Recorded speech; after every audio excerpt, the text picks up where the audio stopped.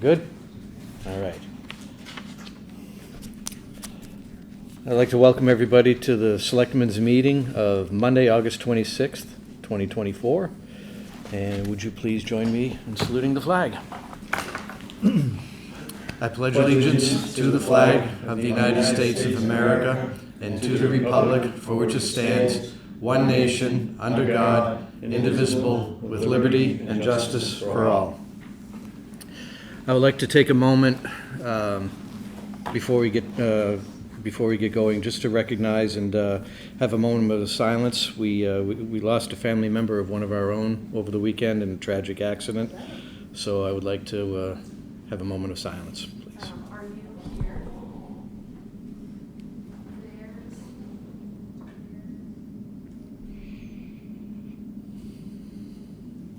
Thank you. Public input. Anybody from the public have anything? Okay, seeing none, we'll go into the approval of the minutes. We have minutes from Monday, August 12th, 2024. I had a correction on page 4. Yep. Town Administrator Selectmen's update. Last statement of the first sentence. We can strike that, please. And I couldn't find anything else. Everything else looks good.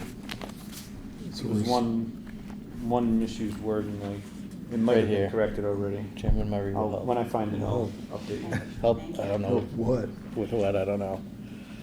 Okay. Did I hear a motion as edited, as corrected? I would make the motion to approve the minutes as corrected. I'll second the motion. Any other changes, corrections? No, it's just typos. That's all right. All those in favor? Aye. Aye. Thank you. And we have minutes from, again, Monday, August 19th. The selectmen met down on Lake Road and Melvin Wharf with our engineer to discuss some projects. The meeting minutes look good to me. I'll move acceptance of those minutes. I'll second. All those in favor? Aye. Aye. Thank you.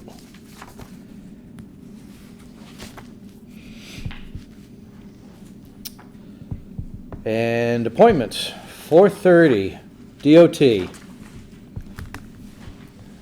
We're up. You are up. All right.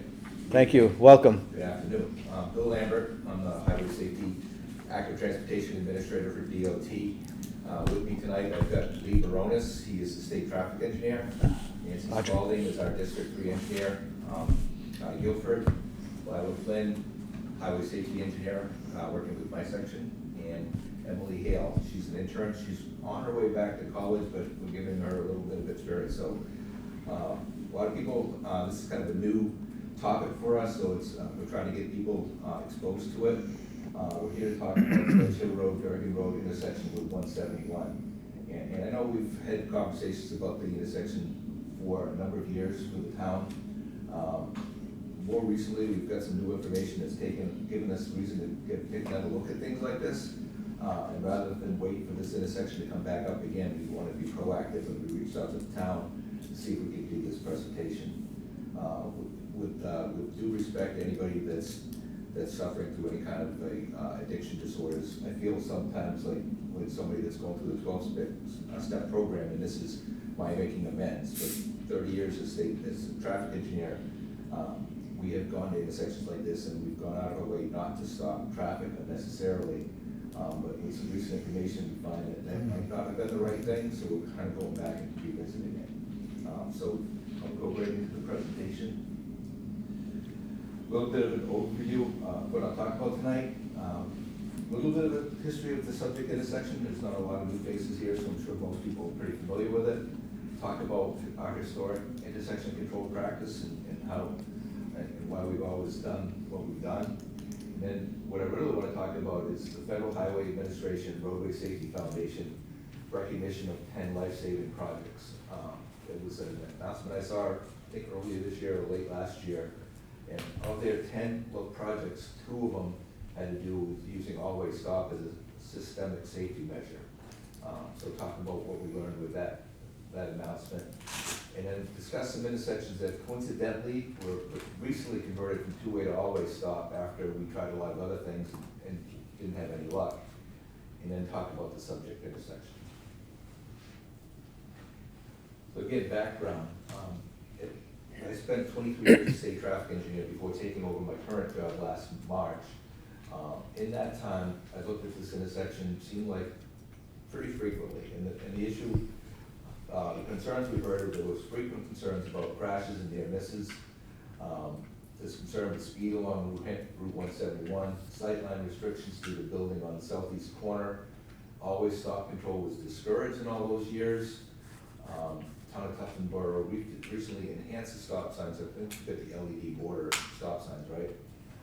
And then the most recent road safety audit applications that we have include an application for this subject intersection. Trying to think there was something else that came up to mind. One of the things that, yeah, the sightline restrictions are on that corner that we're looking at right there has always been an issue. Traffic volumes are pretty low. Speeds are kind of typical for what we'd see in a rural highway in New Hampshire, but they come right into this four-way intersection.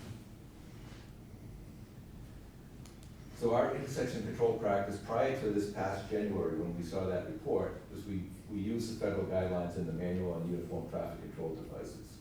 The traffic volume based, so if you're gonna have always stop, if you're gonna interrupt the main road of traffic, you wanna do it because there's enough traffic on the minor road to justify it, that it would be undue delay on the minor road if you didn't stop the main road traffic. And there's other criteria that's considered for rare exceptions. So it's really traffic volume based, and the other criteria is for those locations where maybe we were forced to do something, and that was without a traffic signal or a major roundabout project. That was what we ended up with, the easiest thing to do. So there's other criteria that you could justify, but it was usually for an exception, not for something that we would consider initially. And again, the emphasis was on minimal impact to highway capacity for traffic operations. So always stop, it's going to stop somebody that normally wouldn't have to, and you don't want to do that. Historical practice, you wouldn't want to do that unless it was necessary. And the safety concerns that are addressed with the intersection enhancements. So we would get an intersection like this where we've had concerns, and we would keep incrementally adding things to try to address the safety concerns without adding to stop control in the other two approaches. We'd make the stop signs bigger, we'd add cross traffic does not stop below it. A lot of times it'd be the overhead intersection control beacon, flashing beacons on the stop signs, or like you have here, the embedded LED stop signs. Put the flanking stop signs. This is an intersection in Concord, so flanking stop signs where you have one on the left and the right, and then do sightline improvements in 3 locations in the state. We're evaluating intersection conflict warning systems. Those are more on high volume roads where there'd be detection on the minor road that would trigger a light on the main road approach that says somebody's entering. So all of these things that we've tried over the years have never really addressed the safety issues. We keep coming back to these intersections over and over again. I won't go through the federal guidelines, but needless to say, within the guidelines, one of the criteria is crash warrants, and it would be 5 or more reported crashes in a 12-month period that are susceptible to correction with a multi-way stop. And that's a pretty high bar, especially for a low-volume rural intersection. We don't get a lot of them that will meet that. And then you've got the traffic volume. I'll just highlight those, I won't go over them, but again, this intersection would never meet the traffic volumes warrants that we call them in the NUTCD because of the low volume of traffic on the road. And the other criteria that I talked about, the stuff that you can use, the subjective criteria that you can use if nothing else works, is controlling left turn conflicts, controlling vehicular pedestrian conflicts, locations where a road user has to stop and cannot see conflicting traffic, which is probably the most applicable to this location because of the house on the corner, and then an intersection of 2 residential neighborhood streets of similar design and operating characteristics, which probably doesn't apply here. And again, the intersection control historical practices, always stop has been a last resort. And it's usually things that we're trying to address with it, the speed along the uncontrolled approach, continued crashes despite all those other measures that I talked about doing. Typically, because they're right on ankle crashes, they're high profile crashes, there's usually injury or at least very severe property damage, and the crash severity, like I said. And then there's the complaints of near misses. That's the one that we don't have a good answer for. It's the question is, does somebody have to die before you're gonna fix this intersection? Near misses are hard to measure with the artificial intelligence we have available now and some of the probe data. We can do it, but it's fairly expensive to do that, and we don't have the resources to do it everywhere. So this quote is attributed to Albert Einstein, at least on the internet. I think it might be an internet rumor, but the definition of insanity is doing the same thing over and over again and expecting different results. So we've been doing the same thing over and over again all over the state and expecting different results. And reality is we're not getting different results. So what should we do different? Again, there's a couple places coincident to the report that I'll talk about in a minute. There's a couple locations in the state that we had done all of those increasing measures to address the stop concerns or the crash concerns, and we eventually converted them to always stop. The one on the left is in Franconia. It's like the village of Franconia. Exit 38 on 93 is just the top of the photo there. You come off exit 38 and then you've got Route 18. It's parallel to 93, and you've got that intersection. I think the Frost Museum's to the south, the Dutch Street restaurants to the north, and the town of Easton is on 116 on the bottom of the page. And what would happen here is, if you were coming into the village of Franconia from Easton, you come over this bridge over the Gale River. As you come over that crest, you don't see this intersection until you're right over it. The first intersection you see is the ramp intersection up here. So your focus is taken away from it. So even though there's a flashing stop sign here, there's an intersection control beacon, stop ahead signs, people would come over this bridge and just slide through the intersection. This is the one that had stop control, and this one with the higher volume did not. So we converted that to a stop, always stop in 2021. This is the traffic volumes that they had. You can see they were fairly significant, but we haven't heard anything from that town since then. Gilmington, which is closer to here, 107 and 140 is more of a four-way intersection like you have here. Almost 3,000 vehicles on 107, which is the primary route, and ironically, the route that stopped, the 140 east-west route, had almost 4,000, so 1,000 vehicles a day more than that.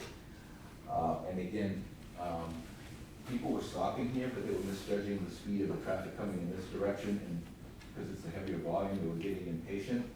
So we made this, the only thing we really had to do to make this an all-way stop was build out this corner, so we had a place to put a stop sign. This one was pretty easy to do. And we did that in 2020, haven't really had any issues with it. And we do have one of our employees lives just off the screen in this direction. And he's told us that it works pretty well, and I saw another report from somebody else that lives near there, that was a year or two after we converted it, that was very happy with that as well. So before I move into this report, any questions on what I've covered so far? All right, so Federal Highway Roadway Safety Foundation, recognition of 10 life-saving projects. Again, it's kind of by random. I saw this earlier this year, and out of the 10 projects that were recognized, 2 of them, Delaware and North Carolina, were recognized for converting two-way stops to always stops. So something, it's recognized nationally, as simple as that gets that kind of recognition, that gets my attention. So my staff and I reached out to the town of, or the state of North Carolina and Delaware, with my counterparts in both states, and we had a discussion. They were seeing the same thing that we were seeing. They'd have all these rural intersections where they were having very serious crashes, often fatal. And they would try to address them, the same thing that we did, any number of measures. They wouldn't get to a capital project like a roundabout or a traffic signal, but what do you do in the meantime? They make the stop signs bigger, they put in rumble strips, whatever they did, they weren't stopping the crashes. So they both started putting these in. So The National Roadway Safety Awards recognize innovations to protect pedestrian, cyclists, and motorists as the pandemic spike in road fatalities continues. Delaware was recognized for converting 20 low-volume intersections from two-way to always stop, in North Carolina for significantly reducing the number of fatal and serious injury crashes at rural intersections. So Delaware, they started with 15 intersections in 2021, and then they added 5 per year for the next 2 years. All types of crashes, angle, rear end, single vehicle, and others decreased, and the frequency of all severities also decreased. They used them on local roads and collector roads. They saw reductions in the annual crashes on both. What's interesting to me is that when we talk about those volume warrants that I discussed, of the 25 locations they converted, 12 of them did not meet those volume criteria. So that's their table of crash reduction. So we'll focus on the angle crashes, which typically would be the most severe. They saw a 66% reduction in angle crashes at those intersections, which resulted in an 82% reduction in fatalities. Now it's a 100% reduction in fatal crashes, but that's a fairly small number, so that's not really statistically significant. 82% reduction in injury crashes, to me, is pretty significant and hard to ignore.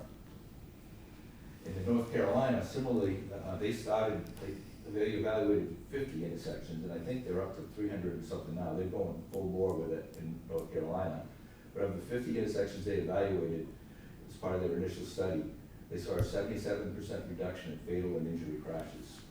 And the other thing that's worth noting is that because the cost of an always stop transition is so small, I think they were estimating $20,000 per location. The benefit is 83 to 1. So for every dollar spent, you get $83 in benefit in the reduction of crashes. And based on 36 locations where there were 26 fatal and serious injury crashes before, they had 0 after. And their quote in their report is that where there's a demonstrated safety problem and a pattern of crashes at an intersection, always stop control should be considered. Something else we learned from North Carolina, because we tried to decide, well, how do you pick the intersections where you're going to use the always stop control? These two, in their public outreach material, these 2 slides struck me as being pretty significant. The things that people always ask for is stop ahead pavement markings and overhead flashing beacons or enhanced intersection signing. They found that those things, based on their statistics, most likely missed the safety target or had middling of scattered safety results. The vehicle entering when flashing, that's the intersection conflict warning system that I talked about earlier. Again, that middling and scattered safety results. But far and away, always stop and roundabouts, they have the most confident big safety improvement. And then again, where are you going to use these things? So they developed a matrix of traffic volumes. So major road volumes, you can't read it from where you're sitting, 4,000, 7,500, 15,000 is the criteria of the landmarks or the milestones, and the same on the minor road. So if it's less than 4,000 vehicles on both roads, they'll just put an always stop in with no consideration, no further consideration. Up to 7,500 on both roads, they still support the always stop, but they may need additional analysis to make sure that they're not going to create a different problem from backing traffic up. And they're considering it up to 15,000 on one or both roads. When both roadways have it, that's the upper limit, so they'll consider it up to 15,000. The volume thresholds, they think that for injury crashes and all crashes, that always stop control is the safest feasible intersection design. Less than 5,000 vehicle for the injury, and then for all crashes, less than 7,500. For unbalanced volumes, that means you get a lot more traffic on the major road than the minor road. The NBTCD used to reference approximately equal volumes related to, and that's been unchanged since that manual, the edition in 1971. The new version that just came out at the end of last year has removed that approximately equal, so that's not really a consideration anymore. And what North Carolina found is that always stop control can be installed on primary routes without violating driver expectation or creating safety concerns. So the driver expectation would be one of our concerns, that people would be surprised to see a stop on the major road. And so they're finding that that does not happen. So comparable stop, we talked about these two comparable stops that we've got in New Hampshire, but the one that I think that's most applicable to this location is the first one that we did this year after we learned of that North Carolina and Delaware experience is in Leominster. Anybody here know where Leominster is? Nope. There's very few people. So Leominster is between Keene and Newport on Route 10. So Route 10 on this photo runs north, bottom to the top. And you get to this intersection of Mountain Road is a town road to the east, Second New Hampshire Turnpike is a state road to the west. This ends up going towards Unity, and I think that goes towards Milan or something in that direction. But pretty low volume on the minor road, 30 miles an hour through the village. They've got the town offices here, the library, I think the historical society is one of these buildings, and the school is that direction, but there's a community center down in this direction. I think that was one of the Reagan stops when Ronald Reagan was first running for president in '76, and it was very rural at the time. I don't even think they had running water, so it's that rural a community.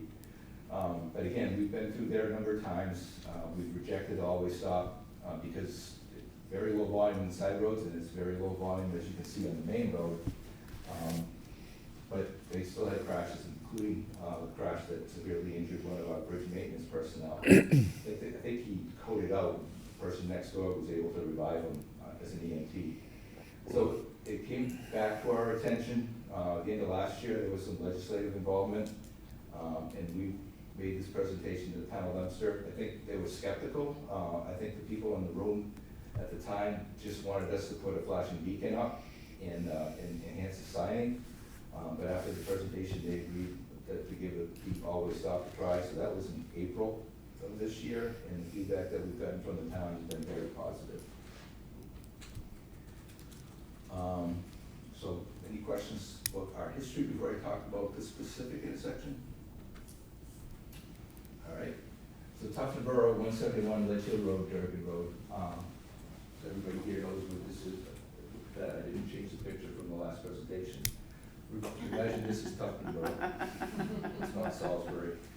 So Tuftonboro 171 goes through, and then you've got Ledge Hill Road, which is right out the door here to the west, and then Durgan Road on the opposite side.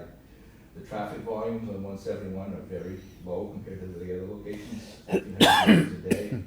Durgan Road, I can find traffic volumes for it, 571. I could not find traffic volumes for Ledge Hill Road, but I presume it's either about the same as Durgan Road or maybe a little less.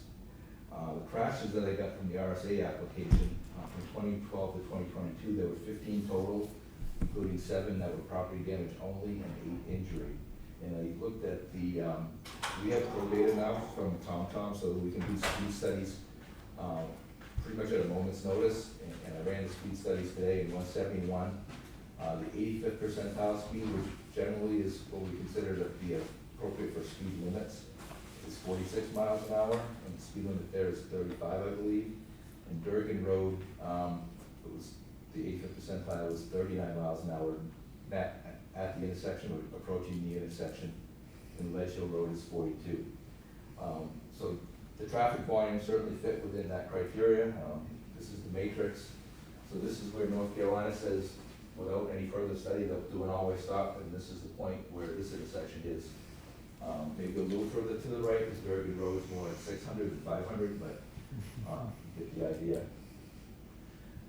So always stop control, kind of the opportunities or the benefits of always stop control from what we've learned and what we've seen in some of these other intersections is that it promotes safer speeds on the major route so that people coming through town have a reason to slow down because they have to stop at the full corner in the middle of town. It requires for all drivers to stop, and so that it reduces the odds of 2 drivers entering the intersection at the same time. And what we heard from Leominster and other locations is that they're just going to blow through the stop sign. Well, we've heard that some of the crashes they've had were because people blew the stop sign on the existing stop signs.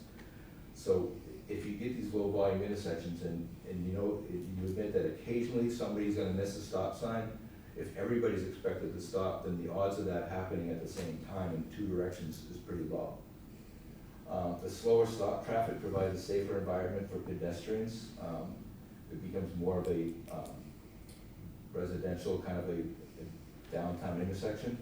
And it doesn't require a long-term commitment to flashing beacons or other stop sign enhancements. So all of these things that we keep adding to the minor roads, if everybody's stopping, maybe you don't need those over time. And a lot of times people ask for those flashing beacons or flashing stop signs. And when you look at the crash data, it's not that they didn't stop, it's that they paused and took a quick look and went. So if everybody's stopping, you don't have that, you don't need all those enhancements. And it can be implemented almost immediately. I know Lee is telling me not as immediately as we started because he's kind of getting tired. I think we're up to 4, 5 this summer. So our resources are getting kind of thin and we've got other work to do, but it certainly isn't a 10-year plan project or even an HSIP plan project. It's something that we do with our own forces that can happen fairly quickly. And it can happen year-round for the most part. I mean, the pavement marking, not so much, but we're not tied to weather like we are with some other things. The challenge is with an all-way stop is it does require short-term re-education of the people that are familiar with the road. So people that are familiar with roads often don't look at signs anymore because they know what they say. So that's why we add some conspicuity, which I'll show you in a minute. And it introduces new delay for the major street traffic. So that it may need to conduct intersection analysis. And like I said, in this case, I don't think so because the volumes are very low. And there is a cultural and institutional resistance to change and or inconvenience. We do get some pushback. I've been to several of these meetings and we always get a lively debate about it. I get that.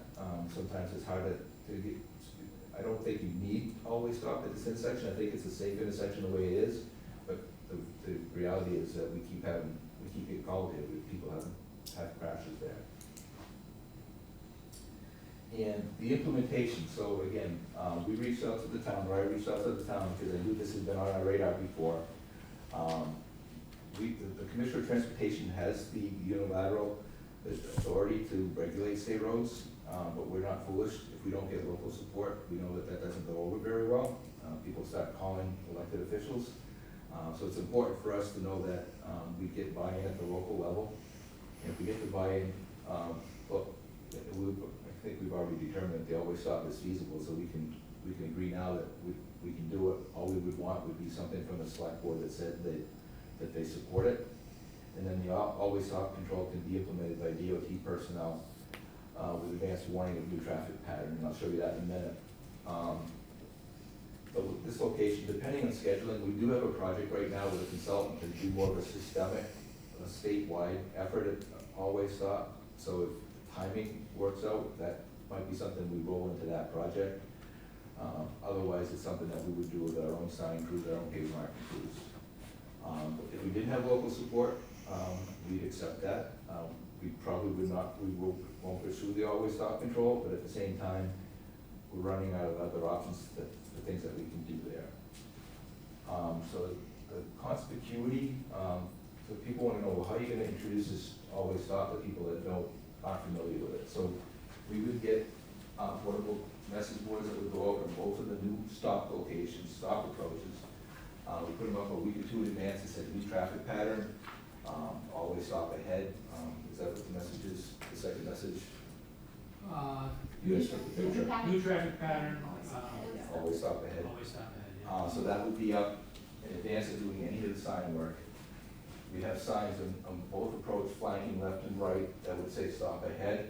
On top of that, to add conspicuity would be a panel that says new, and then on top of that, or supplementing that would be orange flags on either side, like that. And the stop signs would have the same thing. This is the stop ahead sign, but at the intersection, you'd have the same flanking signs. They'd be the standard typical stop signs with the same new plaque and the same orange flags on top. So that would call attention to it, so that people would notice a change and recognize the stop. And again, we've done this in 3 locations so far, in Dunbarton, Leominster, and I think we're working in Salisbury coming up. And we haven't had any issues with people recognizing it. So with that, that's the presentation I have. I'd be happy to take any questions or get any input from the town. I have a couple of quick questions. The first one, I think you already answered it really, is with 171 and 28 towards Ossipee, there's a roundabout. Here, because it's a much lower volume, four-way stop is the preferred. That's kind of what I assumed. I wanted confirmation. Yeah, whether it's preferred or not, a roundabout is a capital improvement. Of course. We have to go through the 10-year plan, so we couldn't do that operation. We can do this operationally. Immediately. With our forces, so. Yeah. Long-term, if it's not the answer, then we'd be looking for something like a roundabout or something more than that. Also, a roundabout would require more right-of-way. Right-of-way. Right, yeah. With the encroachment, that would be a challenge. Right. Yes. Thank you. And the other one, and you may or may not know the answer to this, but the 83-1 number that you threw out earlier, how did they, even an idea of how they calculated that? That's where we ask Amanda, Amanda walked in, you weren't here when I introduced people, were you? I was not. Okay, Yeah. Amanda's a secretary who works at our office too, so go ahead. So every crash type is assigned a value. It's a little bit different in every state so that we oversee.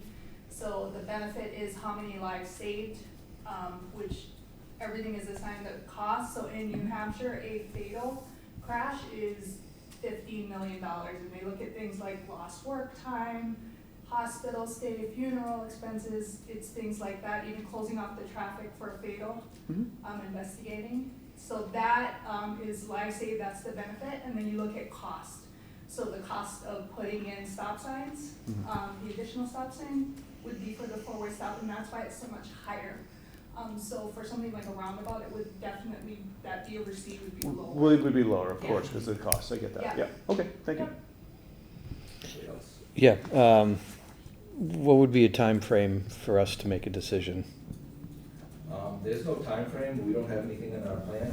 If you wanted it to be done this year, I think reasonable time frame would probably strike you to November. But if you had made a decision sometime in the next few months, it'd probably be on the work list, work plan for spring. Okay. So we probably would do something in the winter time. Can we have a copy of the PowerPoint presentation? Electronically or paper or both? Electronically, I think is sufficient. Sure. Okay. And have you considered blinking red and yellow lights at this intersection? Like a full traffic signal? Not a full traffic signal, just a blinking red on the Durgan Ledge Hill and blinking yellow on the 171. Like I said, I mean, going back to our experience, I mean, we've got a list of locations. I've got a list that I've been making of always stop possibilities.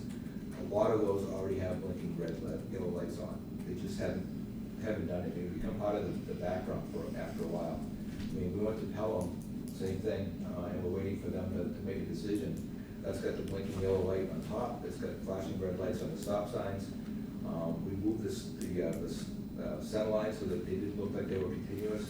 All of those bells and whistles, so they don't make the crashes go away. So I think it's safe to say we're taking more intersection beacons away just because we keep going to those intersections for crash issues and they haven't stopped. We've had people ask for a beacon and there's already one there. They didn't realize it. It's not making that up. What about noise? One of the challenges I would think would also be for the local, in other words, people directly abutting it would be noise. I would think would be another issue. Yeah, I mean, it's certainly gonna be starting and stopping vehicles on 171 that aren't there now. But then the faster the vehicles travel through, the louder they are. So if they're accelerating, there's some balance there.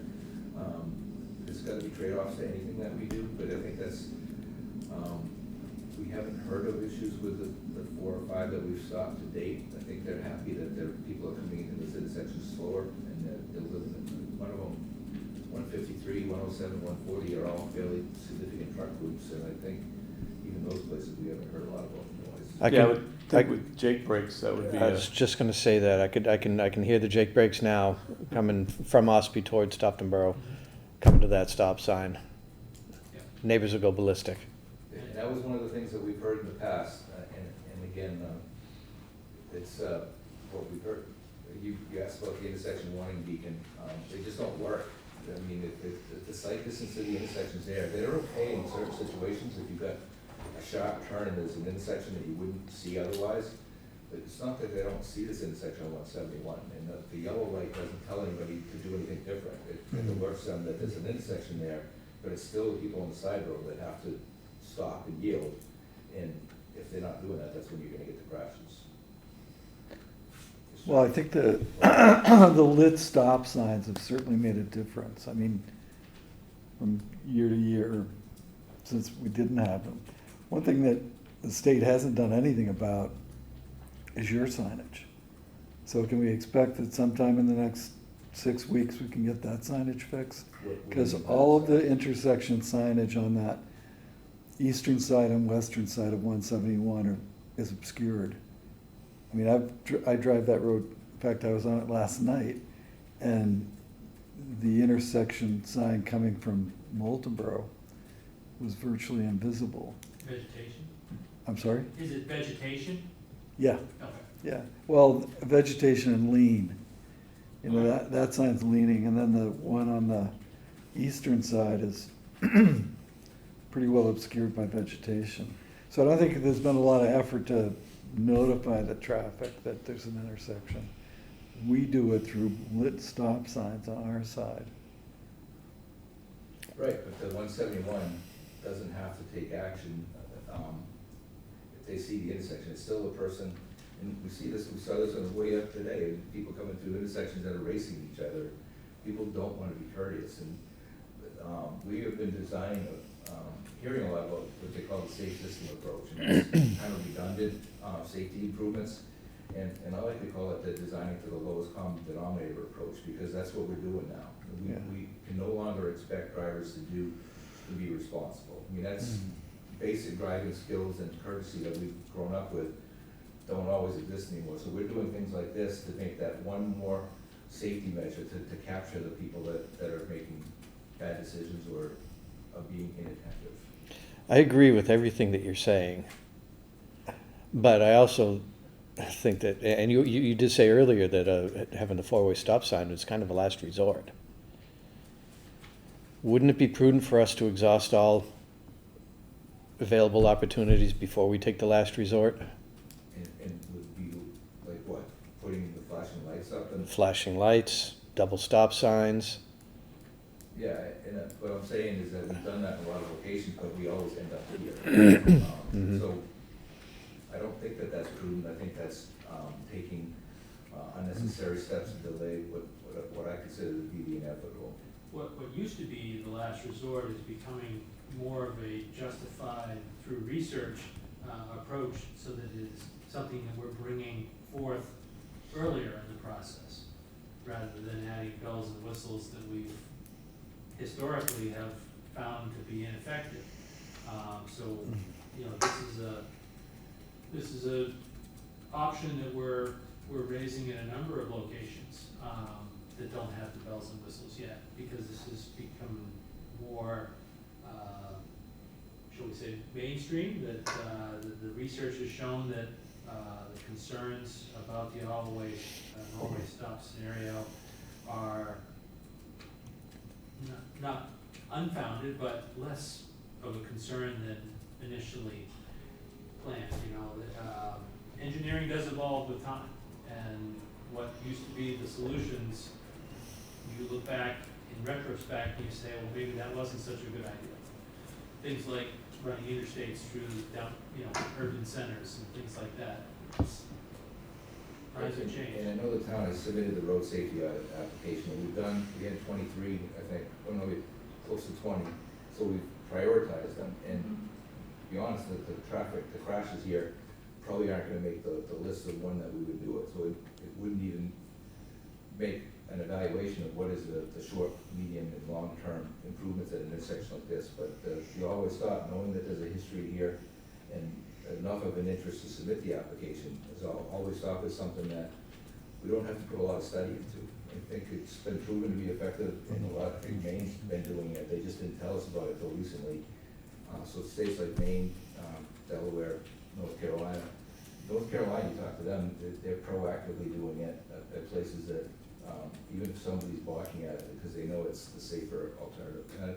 Maine has done the same thing. My counterpart in Maine was talking about coming to a meeting like this, walking away, agreeing that they weren't gonna put the always stop in, and then there was a fatal crash the next week, and that's what we're trying to avoid, is chasing fires. We're trying to be more proactive to stop them. I know the fire chief had something over here. So I had a couple different questions. One, if the four-way stop is put in and it fails, can it be taken out? That's a question we've gotten almost every time. It's a lot easier to put a four-way stop in, because we're telling just two approaches that now you have to stop. And we can do a lot of things to tell them that you now have to stop. But once you put that all-way stop in, if you determine that it's not working, and you take that stop sign out, you re-educate them, but now you gotta re-educate the people coming the other way, that that person that's been stopping for the last 6 months is not gonna stop. So it's hard to do. We have said that if it's truly not working, we're not gonna carve it in stone. It's a U-channel post and a piece of aluminum. It's pretty easy to take it out. So we certainly, if it absolutely wasn't working, could take it out. But we've had that discussion every time. And once it's in place, people have found that whatever reservations they had weren't achieved. I usually think of it as one of the challenges on my list, and if we were to talk about this being a last resort, this is kind of one aspect. It might be a last resort because it's a lot harder to go back. One of our other locations, there's a roundabout in their 10-year plan, and so 10 years off, they're gonna have a roundabout, so an all-way stop is like an interim. If it doesn't work to their liking, then it's, it's on the horizon to be switched to a roundabout. But that's in a location that has very high volumes. And there the concerns are that we might get some queuing on the major road during rush hour, where you might get 8 or 10 cars backed up. It's usually not as bad as we think it might be, because all-way stops tend to keep moving. The people at the back of the line keep rolling forward because everybody has their turn. But I don't see the volumes here as that being a particular concern. That congestion is going to be the drawback of an all-way stop. I can see their concern as far as traffic coming down the hill, trying to stop, especially in the wintertime type of thing, take breaks, or whatever. Our accident that we had there on the 19th of this month was someone making a left-hand turn in front of traffic coming up 171. So someone not paying attention to turning in front of a vehicle type of thing. It wasn't the ledge hill or... Would that have been abated by this solution? If the person didn't run the stop sign, So But basically... Was it in the major route? Yes. Yeah, major route, we turn. So you need to have both of them not stop for that to occur. Right. So, we've all driven through all-way stops. You look at that traffic and a prudent person says, I wanna make sure that they are stopping before I move in front of them. So you look for those signs, like the bumper starts to come down, you can see that they're slowing down before you make your move, their signal is on or something like that. There's always the potential that someone moves in front of an oncoming vehicle that isn't going to stop, but both vehicles have that obligation, and so it does raise that issue in their minds. And I watched the Leominster intersection for a while, and not everybody stops, but everybody slows down, and it's a rolling stop in some cases, especially if they're taking the right. They know they have to stop, so it's that heightened awareness coming into that intersection, and that's really what where the benefit is coming from, is because you don't have just a free movement right through. There's no obligation to slow down or stop or anything on the major route right now, so they're just going straight through. And now, if you add an all-way stop, they have an obligation to come, and then they have to yield to other vehicles. Both of these approaches on 107 are coming down into this intersection. They both come from quite a ways. And this one's kind of a blind corner, so they're coming in probably faster around this landscaping in front of that historic house. But they're coming to a stop. And the concern about starting from stop to go back uphill, that's a relatively mild hill. We haven't seen that be an issue either. Our toughest thing is the blue house on the corner obscures people to be able to see that are, you've got to almost be out in the road to Especially see around when it, it's especially in the snowbank. wintertime. When it's snow pile is there, sure. Yeah, and that's probably, I would argue, above all things in terms of, being able to make an argument for an all-way stop, is that one right there. Or a vehicle parked in the driveway because there's no one. Right. And we know, we've all seen them all. Yeah. So if you wanted to take a look at this, get some public feedback, like I said, there's no timeline on it. This is a change of, like I said, it's kind of me making amends, because I've been saying no for a lot of years, and now we're saying yes more often, and maybe you want to get a hold of me if the town wants to consider this, or you want me to come back as a follow-up question to the applicant. Well, this is gonna be on broadcast on the internet, because we film all of our meetings, so I'm sure we'll start getting input. I think we should go actively seeking input as well. Yeah. That's passive. I think we need to go active. I'd like to see the PowerPoint put up on the Website. Facebook page. And then on the Facebook page, a link to it, so that people can start considering it. A link to this meeting. Ah, there it is. That photo, we put a picture of Bloomington and Switch the photo, yeah, please. Because Good idea. that'll be the first thing people notice. I'll speak frankly that you've presented a very compelling presentation. And I know I personally would not want to be one to make a decision against it and then to have somebody perish in an accident because of that decision. I would yield to safety, but I don't think we're ready to make that vote tonight. Yeah, it's not gonna eliminate every occurrence. No. No, but it's gonna- I would be hard pressed to believe that it couldn't abate the majority of them. Yeah. It would have to. I mean, compelling people to stop, generally speaking. I think that you're still gonna, you'll have the, I didn't know who was, supposed to go first type of thing. But those are If fender you're going benders. in the section and the accidents aren't gonna be. Right. Right. Those are fender benders, not 40-mile-an-hour Exactly. crashes where Right. somebody gets Yeah, T-boned. More likely a shooting from road. I think we're lucky that nobody has died at that intersection. Well, after, when you talk to someone and they said that they've been going through the intersection, for 6 weeks, didn't know that there was a stop sign there. So that's Mhm. what we're dealing with in Yep. some cases. That's the flashing stop sign. No, that was before the flash. Before. stop sign. Yeah, the flashing stop signs have definitely helped. Yeah. But So I believe it was last May, we put the flashing stop signs up. And the Board of Selectmen had asked me how many accidents we've been to since, and the answer was 4. I investigated 2 of those accidents. Now, take it with a grain of salt. When a police officer asks somebody, did you stop at a stop sign, their answer usually is yes. But these people did say that they stopped at the stop sign, they proceeded into the intersection, never saw the oncoming vehicle from 171, and the incident occurred on 2 out of those 4 instances. And it was a failure to yield on the one just recently, whereas 171 to 171, where somebody, in a sense, went into the oncoming lane.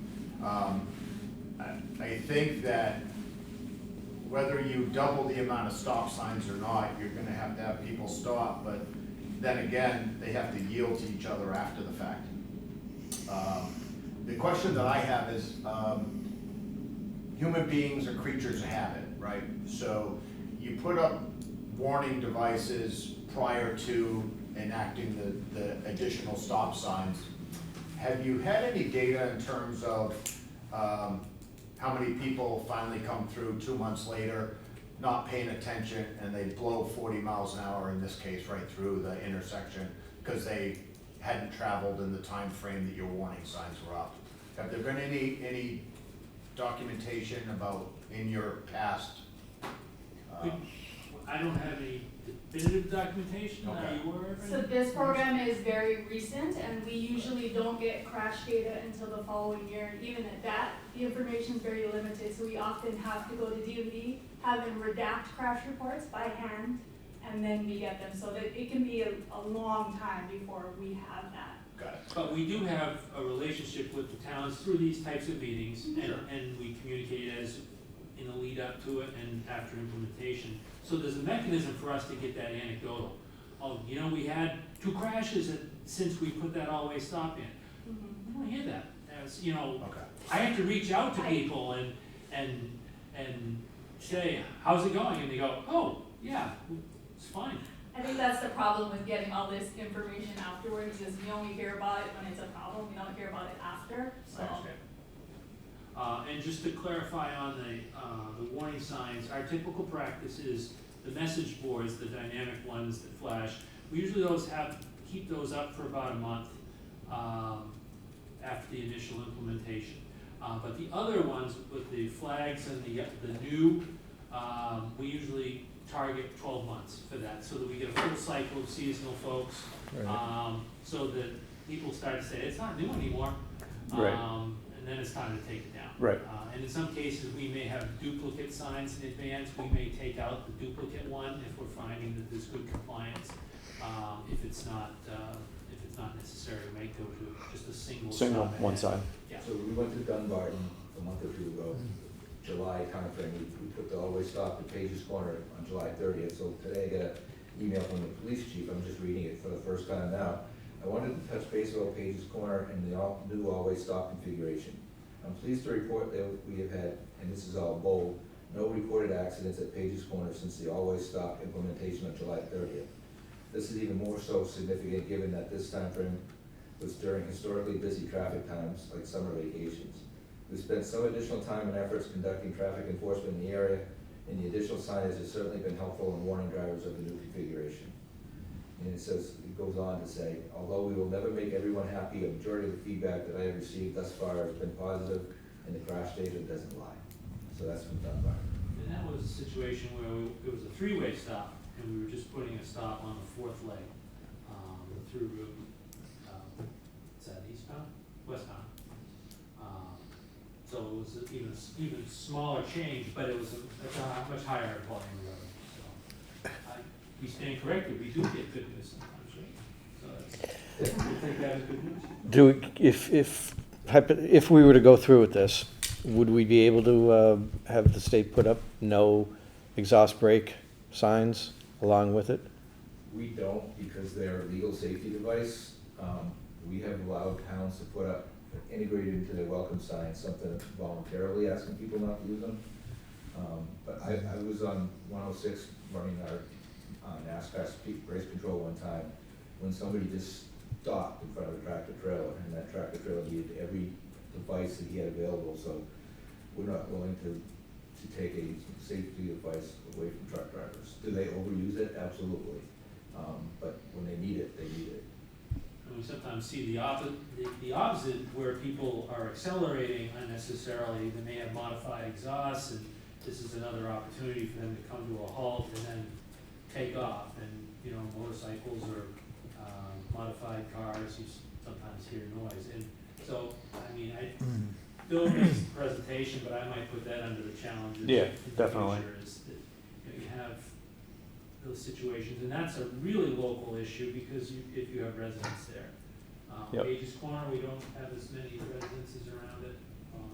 Munster's not residential, so every location has a different scenario, and that's why it's important for the local input. Right. You know your people, you know your area. Right. We try and present this as an option. We're not trying to sell it, but we want to enlighten. I'm trying to sell it. I'm not. Well, I think for that reason, we don't Right. wanna see another bad Right. crash here. Right. Yeah, I mean, we have to take it all with a grain of salt to a certain degree, right? I mean, highways are highways because they're meant to get us from point A to point B at a certain rate of speed. Can we bring those speed limits down? Sure, but we all accept a certain amount of responsibility at those speeds and so forth, right? So it's going to be a consolation or give and take no matter what we do. So the question is the four-way stop too much of a hammer? I don't think it is, but I think we We'll find should let our actively go to our community and find that out. I mean, we changed the traffic pattern at the transfer station. And how long ago was that, Chris? It went from one direction to the other. Oh my. Just- 7 months. That's it. And we're still getting And we're still complaints getting about flagged. that. So So, change is bad. Yeah, so I mean, in this situation, I think the door does kind of lock after we go through it. Yeah. So I think we really should make sure that yeah, we're, get we local know what we wanna buy-in. do before we do it. Was that transfer station one of the capstone projects this year? I think it was. I think it was, I think yeah. it was. So, and again, there's not a rush. I mean, we don't, there's nothing imminent other than a potential crash. That's where our Right. risks are. Right. But, we can implement this during the summer months. So the turnaround time is still relatively small. Obviously with the winter, I get the winter, but the turnaround time is relatively small, We 3 can't paint months. stop lines in the winter. That's really the Yeah, problem. sure. We can install signs in the winter, but we can't put those stop lines. So it's an integrated, action. So really, November is probably as late as we wanna do it. Yep, We yep. Look at it again in May, Yep. I mean, April. Yep. Yeah. And I can leave cards and I'll get the revised presentation to the office and let us know whenever you come up with a decision. Cards, so anybody can get a hold of me. If you have any further questions, Thanks. I'll get it. I got it. Anything else for me? All right, well, appreciate it. We're good. Thank you for coming. Thanks for coming. Appreciate it. The whole team. Okay, next on our agenda is police update. Good evening. Good evening.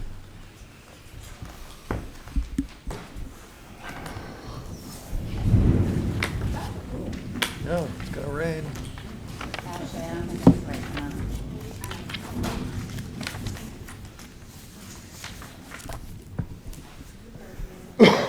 Did everybody get my Yeah. You did. July update, okay? You did, thank you. All right, no call-outs for July.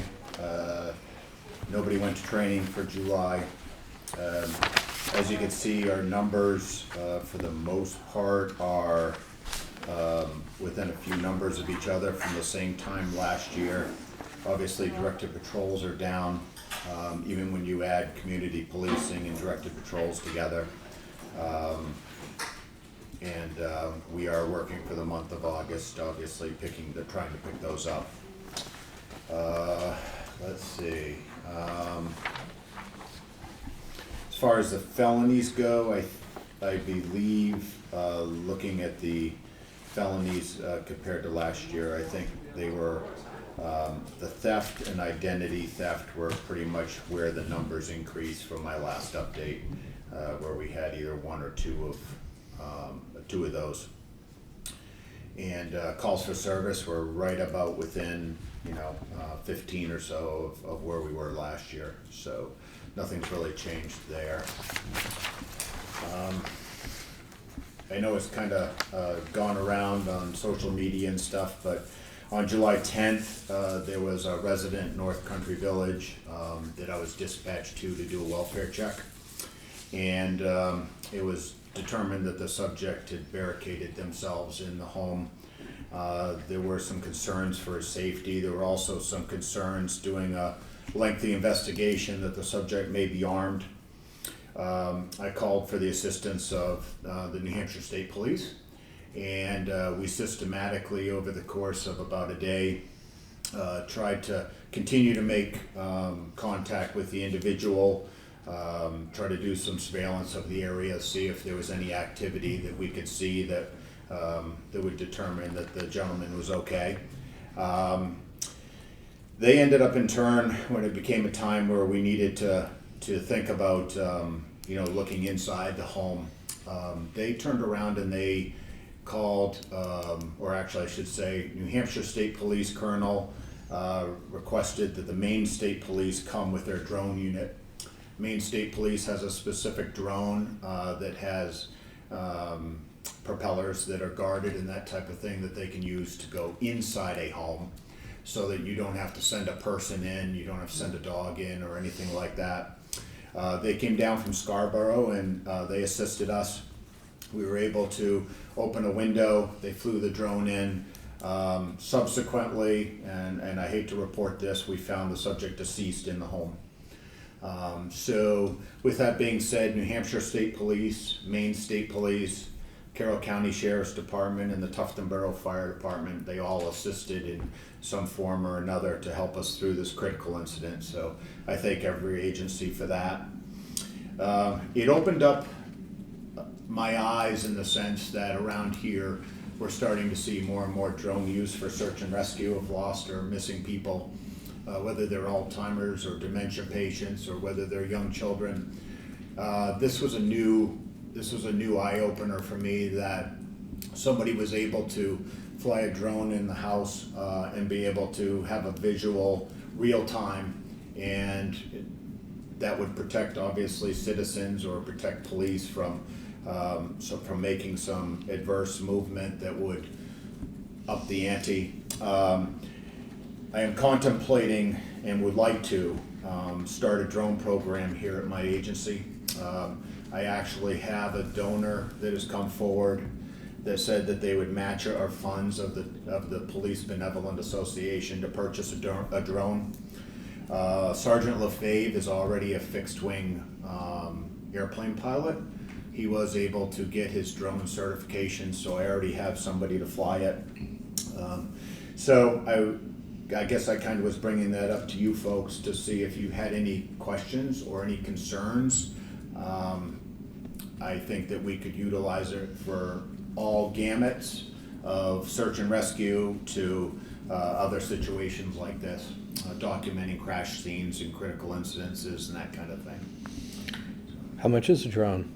It depends on how much The one that you want. to spend. I think we're probably looking somewhere in the vicinity of about $8,000 or $9,000 is what we're looking at. We have approximately $6,000 in our Benevolent Association, so I think that we would be able to cover one drone to help us that has thermal imaging capabilities, which is very important for search and rescue aspects. If somebody's in the water, if somebody is in tree cover, that kind of thing, thermal imaging is very, very positive to have. Yep. So. I know I would support it. Okay. Yeah, this would be in conjunction with whatever the fire department might need for.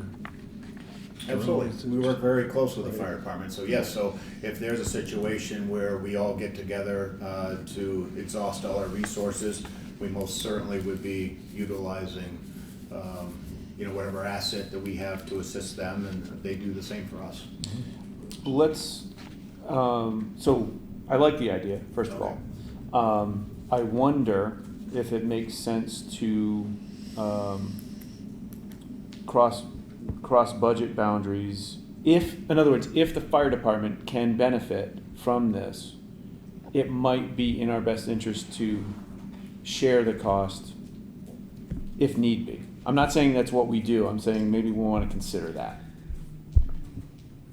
The cost. I guess the issue would be, the chief is talking about taking it out of his Benevolent Association numbers. The fire department has their own money that they raise, so that's really out of our control.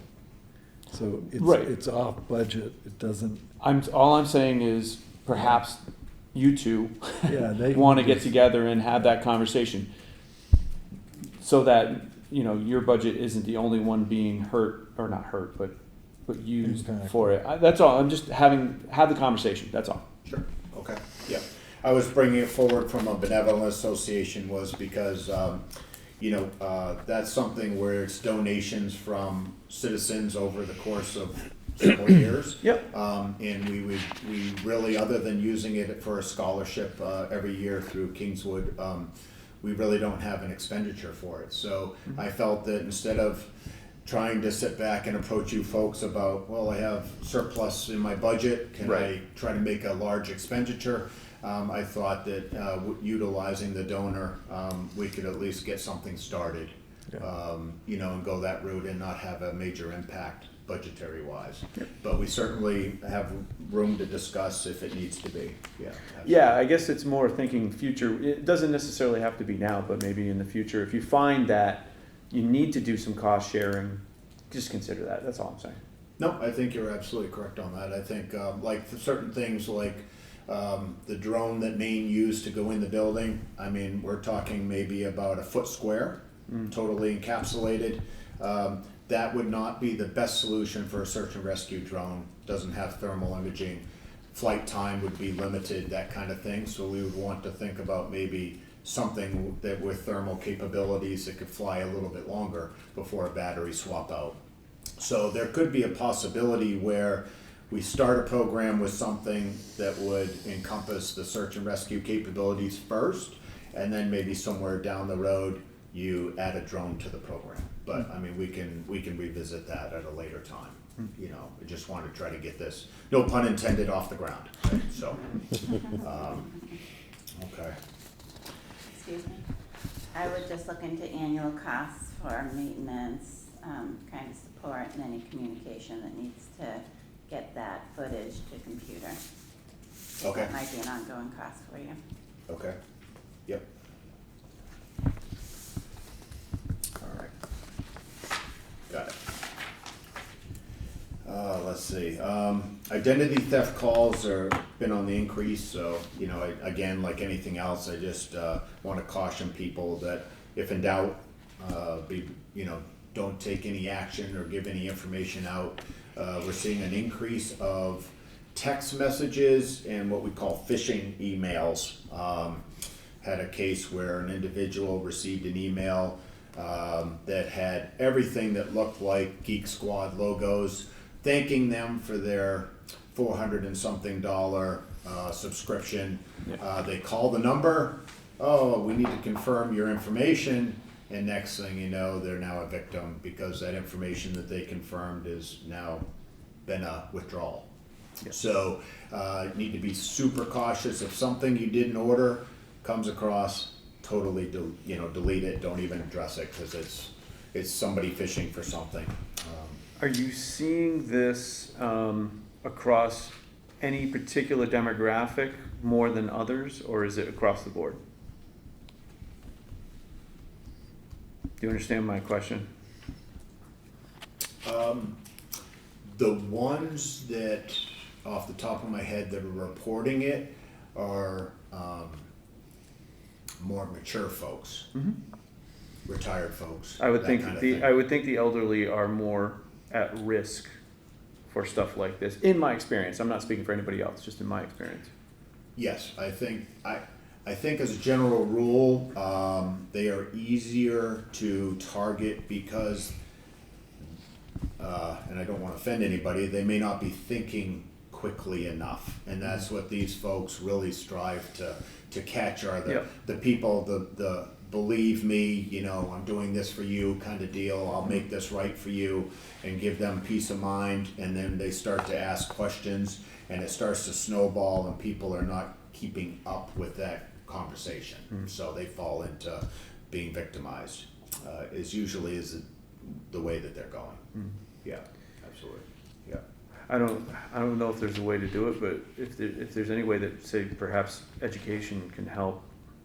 Again, I don't have a logistical answer for getting people educated on it, but Okay. Certainly the elderly, again, so I work in this industry, Okay. are the primary targets. Yes. So I don't know how we would do that, but educating them would be something to help, perhaps. Right. I don't would know how. agree. Yeah. Don't no, have the I would answer. agree. I think it's getting the word out through whatever platforms they pay attention to. Mm. You know, some of them may not be on computers. Some of them might only have iPads because they're more intuitive, possibly. Or, you know, some of them are TV. There's more and more ads on, you know, local TV channels nowadays. You know, it's being cautious about it. But yeah. So.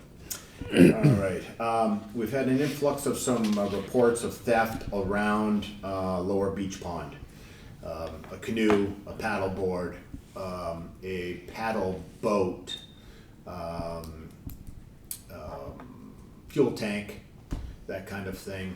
And it seems to be somewhere around the latter part of last 2 weeks of July. The pontoon boat is more of I think it's a one person kind of sit on top and pedal kind of thing.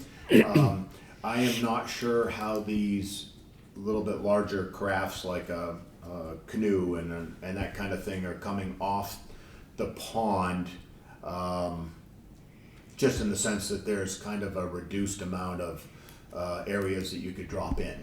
You know, you could put a truck up to throw in the back, you know, whatever item you're stealing kind of thing.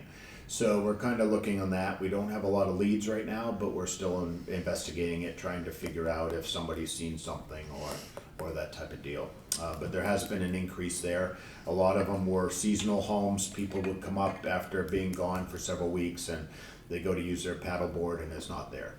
So that kind of thing. Let's see. Ads have been posted at different areas for full-time police officer position. I have 2 resumes. One's from Massachusetts, one is from Hollis, New Hampshire.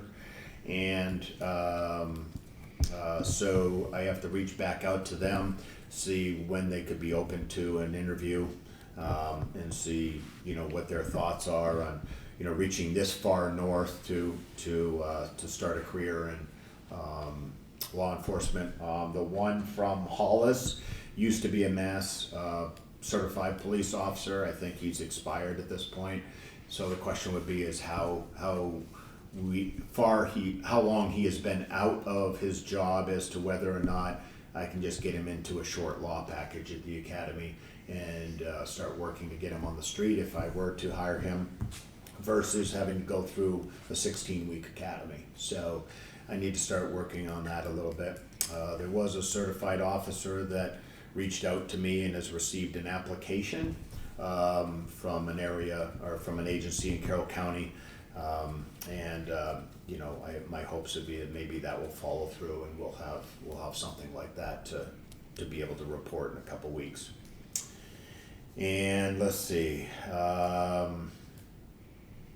So August 5th, I'm jumping into August a little bit.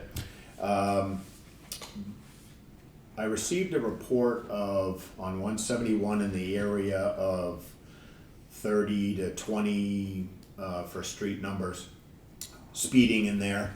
That was just prior to them repaving the road. So I worked with the fire department to get the emergency management trailers, which can also do radar enforcement, up there. We put it up there. Things were working great. We were getting a lot of data. And on August 5th, I had somebody come in and say that the night before at about 11 o'clock p.m., they heard 3 or 4 gunshots. So, kind of thinking things through, my hope was that the sign was not shot. I went up to check, and the sign was in fact shot. Somebody driving by, we've been able to locate 5 to 6 rounds that hit the trailer. Some of them skipped off. One of them went through and damaged the LED screen. So Captain Morgan turned around and reached out to the company. They have dismantled the sign, sending the LED sign, LED screen back. We're looking at about $1,500 worth of damage. I spoke with Chief Thompson about it. I offered to pay for the repairs of the emergency management sign since it was being utilized in a law enforcement fashion. And I obviously do have room in my budget to pay for that. So at this point in time, all I can tell you is that it was a vehicle. It slowed down, shots rang out, and they continued into Water Village.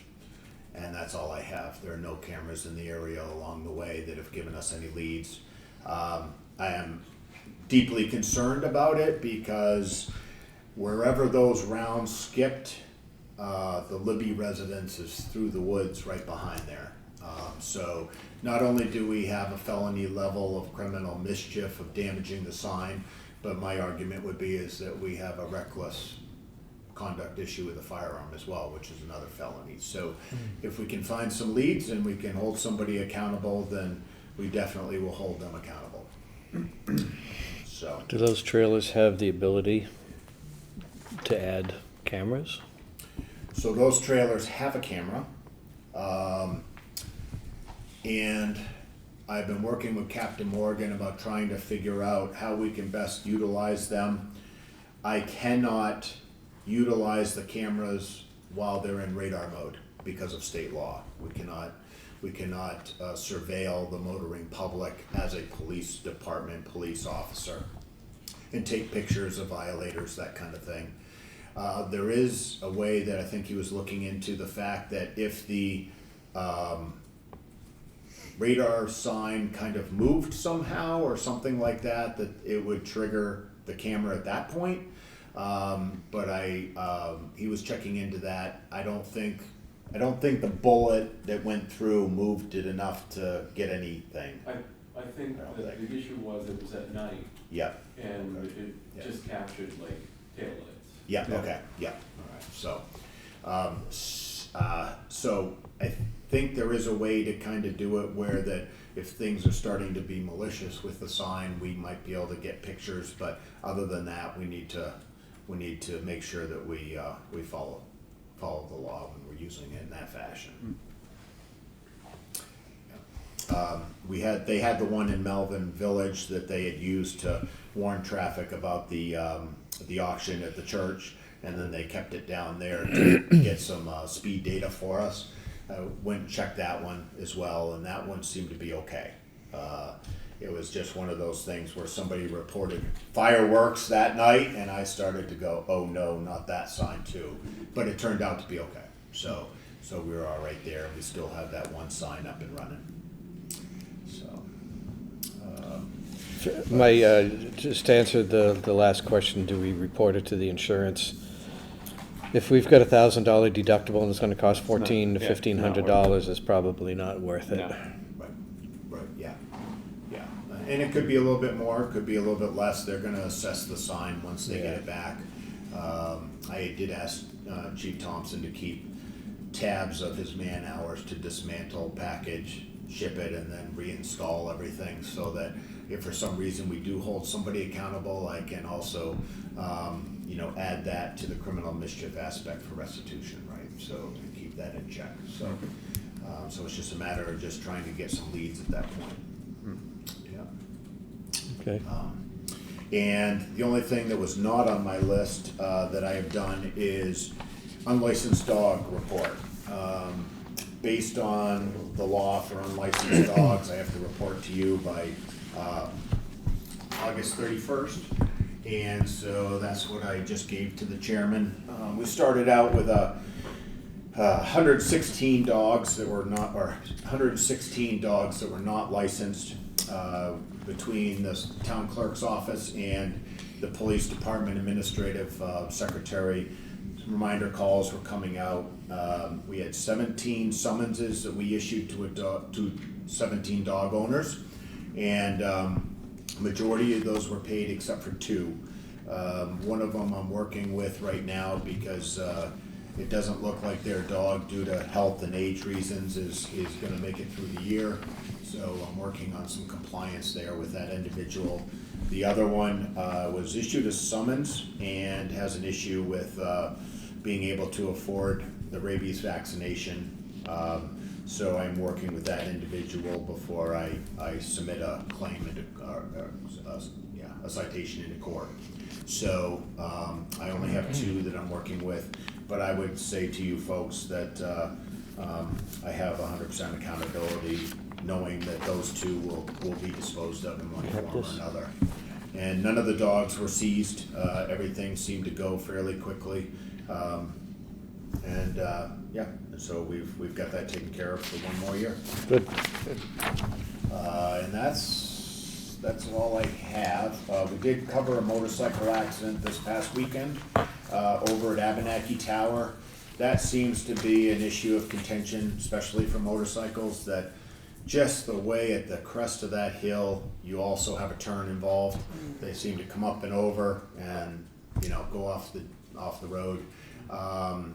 The individuals were okay, but I did receive an email from the operator of the motorcycle today asking for information. And he did say that he felt that the fire department and the police department did a tremendous job in assisting him and his wife. So I want to make sure the fire chief is aware that we did get some kudos to both agencies for that incident. And we were able to address it and get everything back underway. They were both okay with, for the most part, minor injuries. So that seemed to be a good thing as well. Does that intersection or that the entrance and exit from Abenaki Tower, does that need to be revisited? It was never an issue of the Abenaki Tower parking lot, whether it's entrance or exit. It just seems like They went too fast Just- around the corner. just the way that the road turns at the crest in both directions. And usually it seems to be, the southbound lane coming from Melvin Village, they come up and around, and just as they crest at 40, let's say 40, let's give them a benefit of the doubt, 40, 50 miles an hour, that momentum just carries them right off into the pucker brush. And that seems to be where we're getting majority of the accidents. I'm not a betting man, but I always say that we're always good for at least 1 during motorcycle week there. Past couple of years, I don't think we've had one there that I could think We of. had the fatality there. The fatality there was there, yeah, In this. yeah. The motorcycle week was clean. Is there any signage that shows that it's a dangerous turn, or maybe they should slow down for it? I'm gonna go back and take a look at that, because obviously with DOT tonight, and talking about signage and things like that, it made me kind of sit back and wonder if there should be maybe a little something else there on either side of that, dangerous curve ahead or something, some different signage that might help with the motoring public to be safe, knowing that just that combination of that rise and that turn is just something that just doesn't do well for some people, so. So, yeah, please. So I'll look at that and then please I'll look at report back to you guys, as to whether we might need to suggest that maybe the state put some signage up. Okay, Yeah. good. That's all I have, gentlemen. All right. Thank you. No, thank you, Okay. thank you very much. All right, take care. Fire update.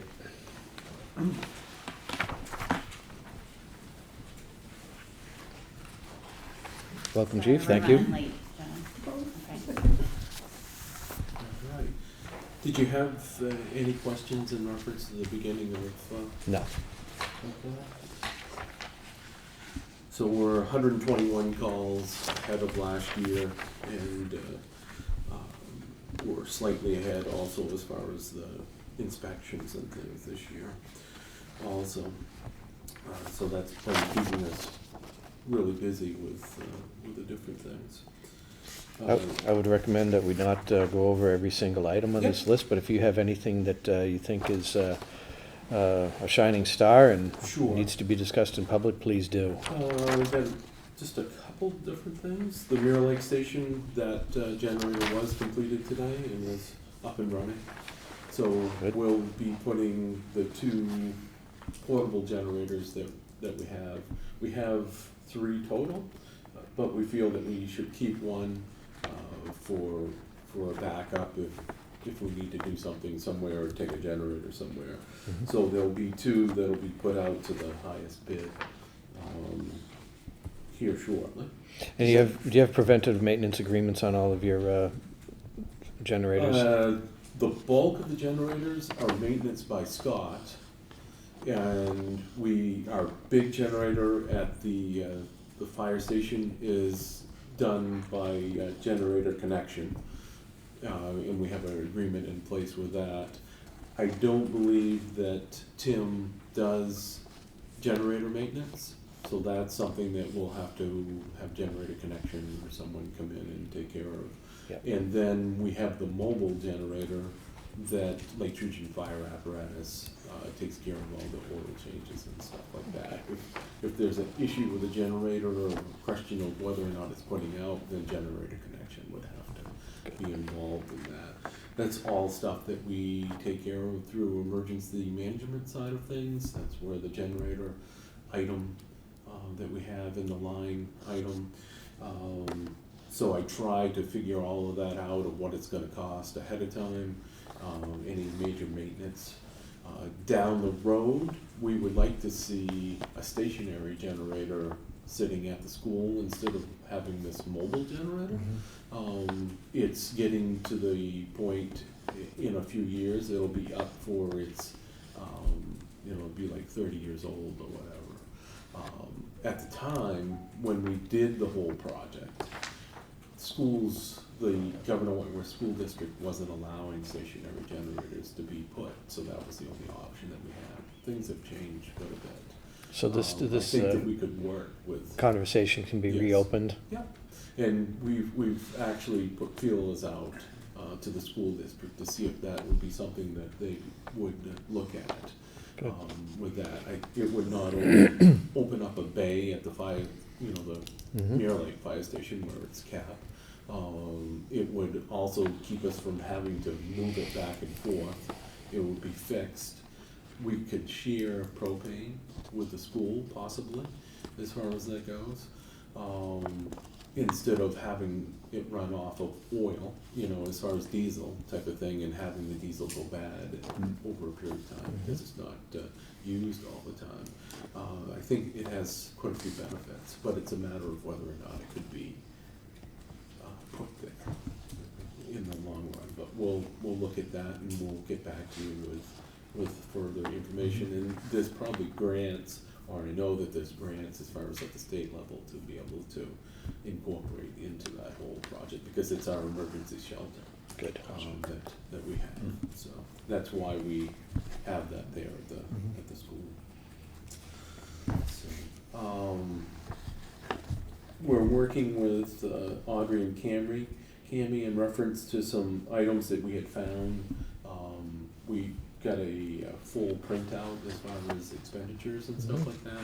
We found some different issues as far as where different monies were put into in the improper categories, especially the overtime. Our overtime didn't look like that it was at 12% being spent, and my calculations show that we have next to none as far as left, as far as overtime. Come to find out, it was being taken out of the fire department full-time section. So we may have some issues down the road, just so you know, when it comes to budget season. We're gonna have to explain to the budget committee if they don't understand that, or when everything is changed, if it doesn't clearly show, you didn't use barely any of your budget money, why are you asking for, such and such? A lot of this can be corrected now Yes. with journal, And with it's in the process.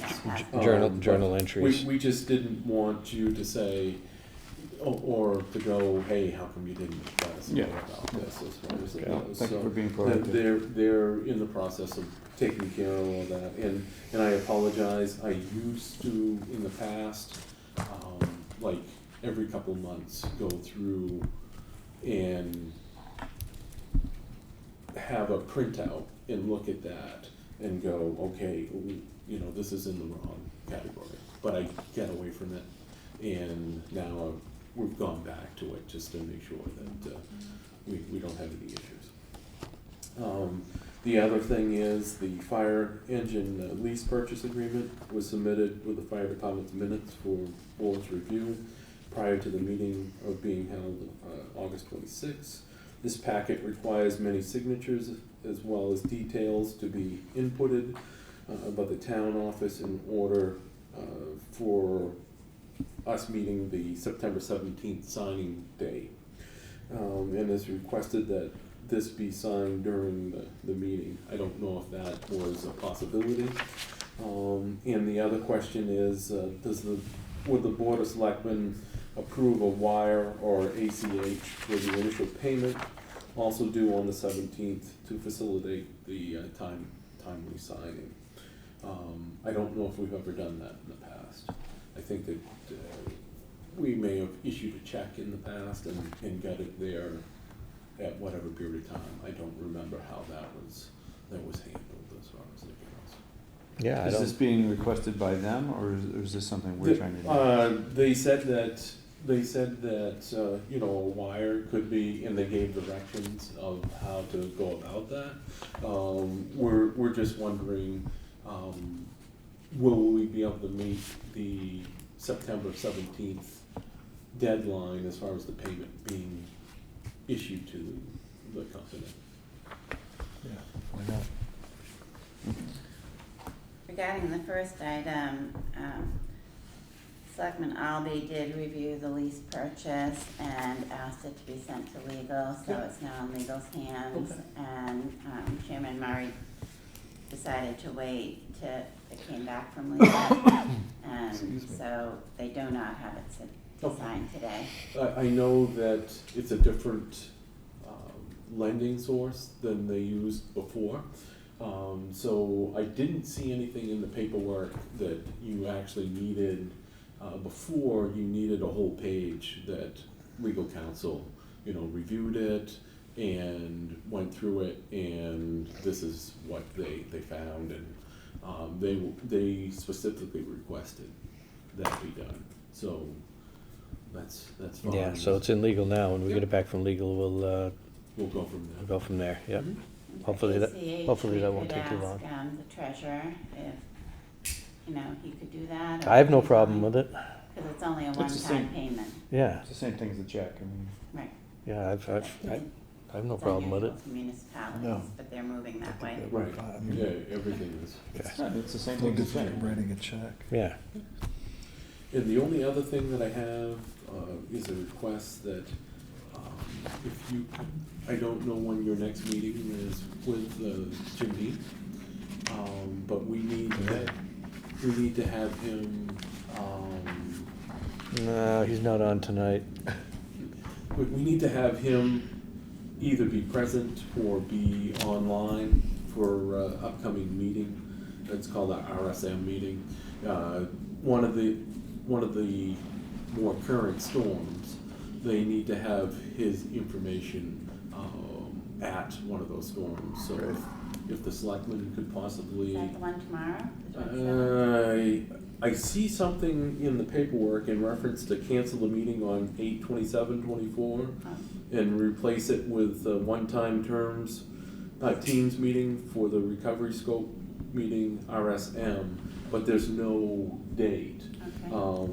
It looked like that they were looking for him for tomorrow, type of thing, but Chris has sent a couple texts and left a couple voicemails with no call back as far as it goes. So, but it's really important for him to be part of at least this new one in the beginning, type of thing. Chris is definitely working on getting, you know, the money back, and it looks, you know, it looks promising as far as moving forward for some of the past ones. And we'll be able to give you further information on that as they close. But I think that we're making strides from where we were in the past as far as getting money back. So, Okay. but it takes time and takes a lot of effort from, you know, not only Chris, Yeah, but and the also players. the road agent to keep the records. I was on that last call with Captain Morgan, and the job description for road agent that the selectmen approved in the last meeting had, wasn't clear, so I've been asked to write more of how that relationship actually works. So for example, since they're elected, it says supervision by the taxpayers, basically. voters. So it doesn't show that it reports to the selectmen and you give him guidance, and so I'm clarifying that in a memo, and then we should revisit that job description. Yeah, because that's all very unclear as far as, and they're looking for something that's more and more, every time they're looking for something that's more and more there, that says exactly Right, who is right. supervising them. So, do you have any questions? No, I don't think so. No, I don't. I'm good. Thank you. No, thank you. If you have anything further questions in the future, just don't hesitate. We'll find you. Thank you. We know where you are. All right. Transfer station update. Do you want to take this Johnny first? We need to go off on purchase them. Oh, you want a non-public? Just for a brief moment, yeah. Do you at the end? That's fine. If you don't mind. Step up for a minute so you If can just do he's- your part? Well, I don't want you to. Is Melissa not coming? I don't mind. I can Is step up for a minute. Melissa's not coming. Okay, so Oh, we've just no. got solar EV chargers, so let's do I'm that. flexible, Yeah, I'm not in a hurry. sure. Step up for a minute? Johnny Burgess, come on up to the table. Yeah. Okay. You go to Selectmen, Administrator. How's everybody doing tonight? Very well, yourself? Great, good to see you. Should make a copy for everybody of these.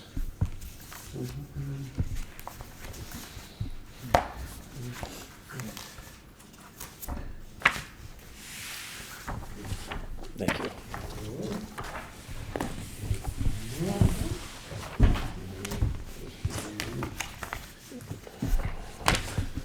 So we are Supernova. And you are an area representative? Correct, I'm running the placement agencies for the Northeast, yes. Who do you report to? The owner of the company, Lincoln Barringer, the CMO of the company, Chief Marketing Officer. And technically, today is day 61 in our pre-launch, so this is a very, in a sense, a new model that we're running in. Chris Bridwell and Brian Stone, two of the Shark Tank billionaire private equity funding behind the company, but they also have the magic hat trick of subsidies, grants, and tax credits to fund the same projects. So we're doing something unique. There's two parts to it, and the first part is the electric vehicle part of it. And whether or not it's even applicable for Tufton Borough, it's important to understand because that's what where the other opportunity birthed from. And it's just that since November 21, there's been an awful lot more electric vehicles. I just saw the BMW X5 came out as electric today. But Nissan, Kia, Ford, GM, not just Tesla anymore. November 21 was a renewable energy legislative bill, gave tens of billions of dollars to auto manufacturers to mass produce these affordable electric vehicles, and they did. Consumers were given incentives to buy these vehicles, and they did. And everybody went home, and an instant problem overnight, they plugged it into the 120 and realized could take days to get a full charge. And the range on an EV is 200 to maybe 240 miles. So people are afraid to venture very far out for fear they might not make it back home. Because there's, to quote Gabrielle, the energy lady up in town in Tufton Borough, there's a charging desert out there is what she called it. Just there's no chargers. Unless people want to spend money to get a charging station in their garage set up, which they might not necessarily want to do, there's just a lack of these chargers. Now, Chris Bridwell has sold these chargers for $75,000 a piece, or a bank of 4 for $250. And he's got over 10,000 of them from coast to coast, the majority in Texas and California, and they're running extremely well. His top machine in Los Angeles is getting 2,000 chargers a month on that one machine. But now under this new model, since June 23rd, the new model is no cost to any town or private business that wants to set up these EVs. But the relationship is Supernova still maintains ownership of the equipment with the reserve the right to relocate it if it's not getting used. And so we put this in front of, if it's a private business like Harley Jackson Ossipee that wants EV chargers there, so people go in the restaurant, spend money on pizza and beer, but he can also make money on the charge outside. That's the ultimate model. But even with a town like this, I certainly wouldn't need a lot of them if we did, but maybe one in the library parking lot where especially people visiting Lakewood and Pasaki in the summer with a Pennsylvania or Rhode Island plate don't have anywhere to charge. Unless they go to Ossipee, there's one Kogo there. But they can plug in for 15 minutes and you can literally have it open 24/7 if you want with a big LED light. They tap at the pump. And the revenue share approximately is $5 to $10 a charge that the town would generate in revenue every time somebody charges up. It's a little more complicated the way they get there. Whenever possible, Supernova sets up a separate meter, so a separate account with Co-op or Eversource and pay them directly for the electricity. So Supernova's covering electricity. They do the installation, the wiring, all the permits and planning to get it set up, and the maintenance, insuring it, vandalism, the truck backs into it accidentally, all covered by Supernova. But the relationship is, it's a revenue share every time somebody uses it. And the minimum expectation is 30 charges a month, or about one a day. And they reserve the right to relocate it if it's just not getting used, it's not helping anybody at that point. That's still at no cost to the town, or a business in that sense. But 30, there's a 4-month grace period. They're not in a hurry to relocate it, but that would be at their expense as well. So that's the project for Supernova. These superchargers are the fastest in the industry, under 2 hours for a full charge. And we do all the Kia, Ford, GM, Nissan, BMW now, and Tesla can also use an adapter to plug into the same supercharger. But we have the capacity to do a full charge in under 2 hours, which is pretty amazing. I don't want to bore you with all the details, but they're liquid cooled, they're compliant. The central charging system, the CCS, means we can, our techs in Texas and California can remote in to do any kind of upgrade and troubleshoot and maintenance. We offer the 24/7, 365 on-site tech support if we need to fix something. But the touchscreen, screens are touchscreen for several different languages. They tap at the pump with a credit card, and we're this close to being able to accept Bitcoin even at the pump. So a lot of forward thinking in these. Virtually indestructible, 30 below zero to 120 degrees, these things will still run.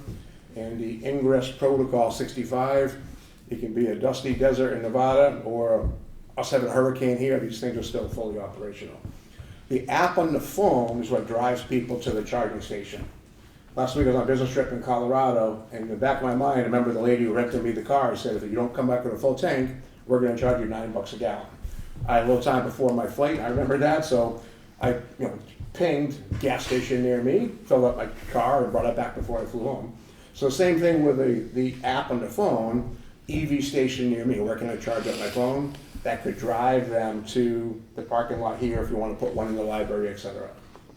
What Supernova does is they run an AI program for a couple weeks, and they do the whole latitude, longitude, Google Earth study with zip codes and demographics and EV proximity, and pre-approval location, yes, it would sustain or 1 or 2 charging stations. If it's pre-approved as a location, then we send a soft service agreement and kind of explain the relationship. If somebody wants to proceed, it still takes a tech to walk the grounds and approve it, and you can make last minute changes. The computer might recommend a wall mount and you'd rather have a bank on the end of a parking lot and you can have it lit up 24/7, so you can make some changes. And then it's a 2-year renewable agreement. We have 2,800 crews of service techs putting these things in around the country. When they're on site, unless there's an unforeseen trench or alarm, it's usually a job, a day or two. Typically it's a 2 to 3 foot concrete platform, a cement block that they pour. That hardens the next day, they're putting the machine up. So they're in and out pretty quick. So that's the EV side. Any questions from the Selectmen on that project? Hypothetically, if you were to put it around this building somewhere, would you have to tap into the building's electricity, or could you go right out to the pole and put a meter outside? Yeah, whenever possible, we prefer a meter outside, a separate meter. And we want to have an account that Supernova pays electricity directly as a separate account. And the rare can't, it's like, I think it's 19 out of 20 times they can do that. If for some reason they can't, the computer submits out the last day of the month a smart report, and they ACH reimburse the town or the merchant the following month. So they're definitely paying for the electricity, so it's not a burden on the town or the business. So great question, but whenever possible, we wire it separately with a separate meter. If that makes sense. What's the rate? The rate, I'm not sure on that. I'm not sure, I'm not the tech person on that. I can find that out and get back to I mean, if I have an electric car, what's it gonna cost me to fill up? They tell me it's similar. I don't have an electric car yet. I have my GMC Denali, which I love. It's a 550-mile radius, and there's no place to charge. I probably will eventually get an EV as well, but they say it's similar to, for a supercharge, it's similar to putting gas in a truck, they said, so probably $50 or so. So you haven't really saved anything. It's not a savings comparatively, probably. It's very similar. But again, the range being 200 to 240. So if the cost is similar to filling up your gas tank, and you're only getting about a third of the miles that you would out of a gas tank. Sounds Yeah. like it's costing more to drive. Right, but that's not, I mean, you're right, but people are willing to pay that money. They're making decisions to buy these vehicles. Well, I mean, it's. That's their choice. Too, I mean, yeah, I mean, these guys aren't putting these things up not to make money. And they can trickle charge it themselves at home. It just takes days to get a It full doesn't charge take of it. days, but I get your point. Mhm. You know, you can get your vehicle charged overnight with a home charger pretty easily. I mean, there are other alternatives too. I mean, there's carport roofs that they put solar panels on that Mhm. charge up. I mean, you're just using grid power. You're not Right. really using an alternative energy source. We haven't talked about We the haven't talked solar about part. that yet. We're getting there. We're getting ahead of ourselves. All right. Okay. That really does segue in to the solar project. We've created our own problem and also been tasked to solve that problem, which is our national grid is already at maximum capacity. If we hit 90 degrees in New Hampshire, you know Texas is, you know Nevada is, right? We're all running air conditioners, we're maxing it out. So if you plug in 6 million electric vehicles to that existing grid, there can be a problem. So literally we're tasked with creating massive amounts of energy that we can pour into that national grid, far exceeding what we're asking from the grid on the EV projects. And we're especially high on solar is the way we're gonna do it. Chris's vision is that every municipal building and company or business from New York to California already has a roof on top of it, already has sun shining on it, let's put solar panels on it. And same model where they put it up with zero cost installation for the town or for the business.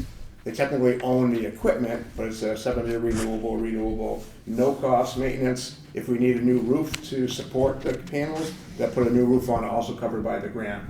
But they have 3 goals. One is to create massive amounts of energy that we can pour into the national grid. And Chris's liberal vision is that that's part of getting America's energy independence. Okay, it's not alone, but that's a big part of it. But again, massive amounts that we can create.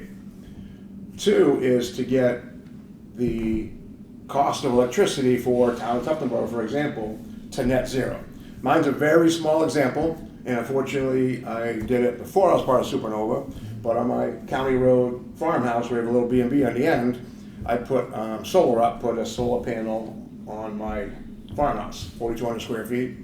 The way the sun traveled, they can only do one side, but they maxed out. I have the batteries, I got 6 giant batteries that are like 200 pounds each. But if the grid goes down, it's in a sense a solar generator, more or less, of stored energy.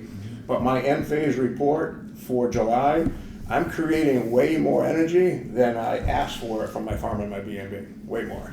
So the overage, technically I just have it as a stored credit with the co-op, but at one point it's meter in and meter out. And it's a variable. If we have a cloud cover February, maybe I have an 80% less light bill than I would have without it. But in general, like my bill this month with co-op, they owe me $300 for July. So again, it's not taking me a lot. There was $93,000 for my system. After the tax credit, partial tax credit, it's still $70,000 out of pocket. So it's going to be a long time before I break even on that. But part of it was, to have the solar off-grid alternative. But with this project, it's different. Literally offering no cost to the town solar on the library, the police, the fire, town hall, create massive amounts of energy, reduce the entire electric bill for the whole town to zero. That's our second goal, but our third goal is actually not to be 100%, it's to net meter somewhere between 120 and 200. And sell the extra to the grid, and Supernova and Tufton Borough would share those profits approximately 50-50 on that as well. 120 and 200 what? Percent of what your bill is now. Okay. Yeah, so we're looking to create way more. Now, New Hampshire isn't as user-friendly with the overage as our neighbors in Maine, Vermont, and Mass have learned, because town guy Zeke in Kensington, he has 100 acres of field. They want to do a giant lot, and his dream is that overage would be more than your town budget for the year. Nobody in Kensington pays property taxes anymore, and that's his vision on this, literally. When you get to the megawatt levels, it's a little different in selling the overage because you become a provider in a sense, or a energy producer. Anything over 1, then there's 5 up to 75 megawatts, but we have the capability to do that on our end. But a little more, in New Hampshire, more hoops to jump through to get there. But that's basically the model with Supernova. Started with the EV project. Now, Chris has been doing the solar for 25 years, but not at no expense with this model. That's all 61 days ago we were doing this new model. But proposing a no-cost solar on the school, police, fire, town hall. I think you already have the transfer station covered, I guess, and just literally get Tufton Borough's electric bill to zero. And if we can, or if you have unused fields you want to use, max it out, sell the remainder to the grid, so there's no capital outlay. You don't have to try to recover in 24 years before you break even. And this isn't an overnight project. A lot of engineering and planning goes into it. It could be a year, 14 months out before we're up and running. But literally for month 1, we sell that overage to the grid, and it's actually a revenue share for the town. So our transfer station project was designed to cover the expenses of the town's buildings. Fire department, town office, transfer station, all of that. That's what that system is designed for. So you're saying that you could install additional solar panels on the roofs of our town buildings, fire department, town office, anything that's got reasonable view of the sun, and it wouldn't cost us to install it. If it needed a roof in order to install it, you'd pay for it.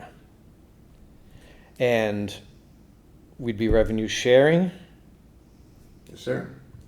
So no capital risk outlay up front. We cover all the expense, installation, et cetera. It's a pretty fun model. I'm not sure that we can qualify for the federal tax benefit twice, and the project at the transfer station is gonna have that. I'd really have to look at your business plan. What do you, because there's no way in the world you're gonna spend $300,000 putting solar panels on all our buildings and not recoup that $300,000 somehow. That's our magic big black sauce, that we're getting reimbursed on the subsidies and the grants and the tax credits on that, for sure. And we think people would be duplicating what we're doing in a year, year and a half. You can't get $300,000 worth of grants, tax credits, or subsidies. They aren't out there. So where's the rest of the money coming from?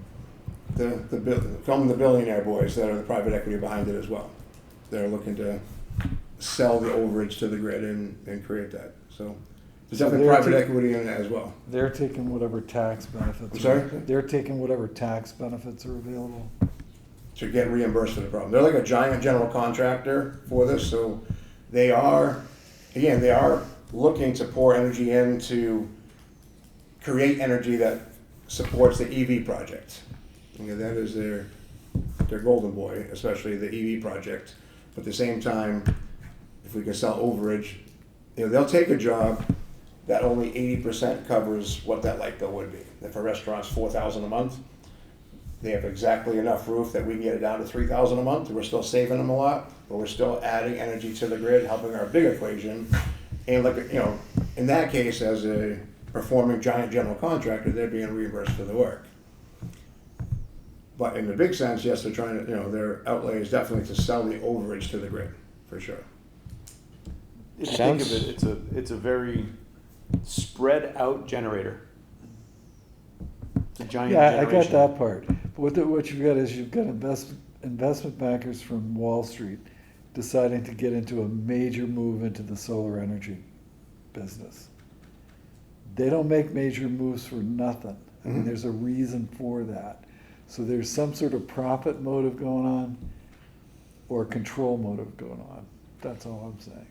You know, I don't have a copy of your business plan or your corporate structure or anything else. I mean, this is just, you know, the sizzle.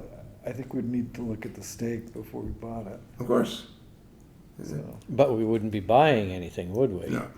yeah, but that's all bullshit. It sounds too Because good to be it- you know, true. anybody that tells you you can have all this and it won't cost you a nickel Uh-huh. is lying to you. Nothing is free. That I will definitely Absolutely. agree. Yeah, nothing is free. So what's the catch? November, there's not a catch on this. In November, we already paid for this. That's the bottom line. In November 21, they already put billions and billions of dollars of our money into this bucket for renewable energy projects. Who did? Congress. Yeah, Okay. Okay, November 2021. And they can't use this money to send to Ukraine. They can't build a bridge with it. It has to go to renewable projects, which were approved as. So it's like earmarked, like the ERC fund, my last project I was involved with. They couldn't give that to anything else. It has to go to tax credits.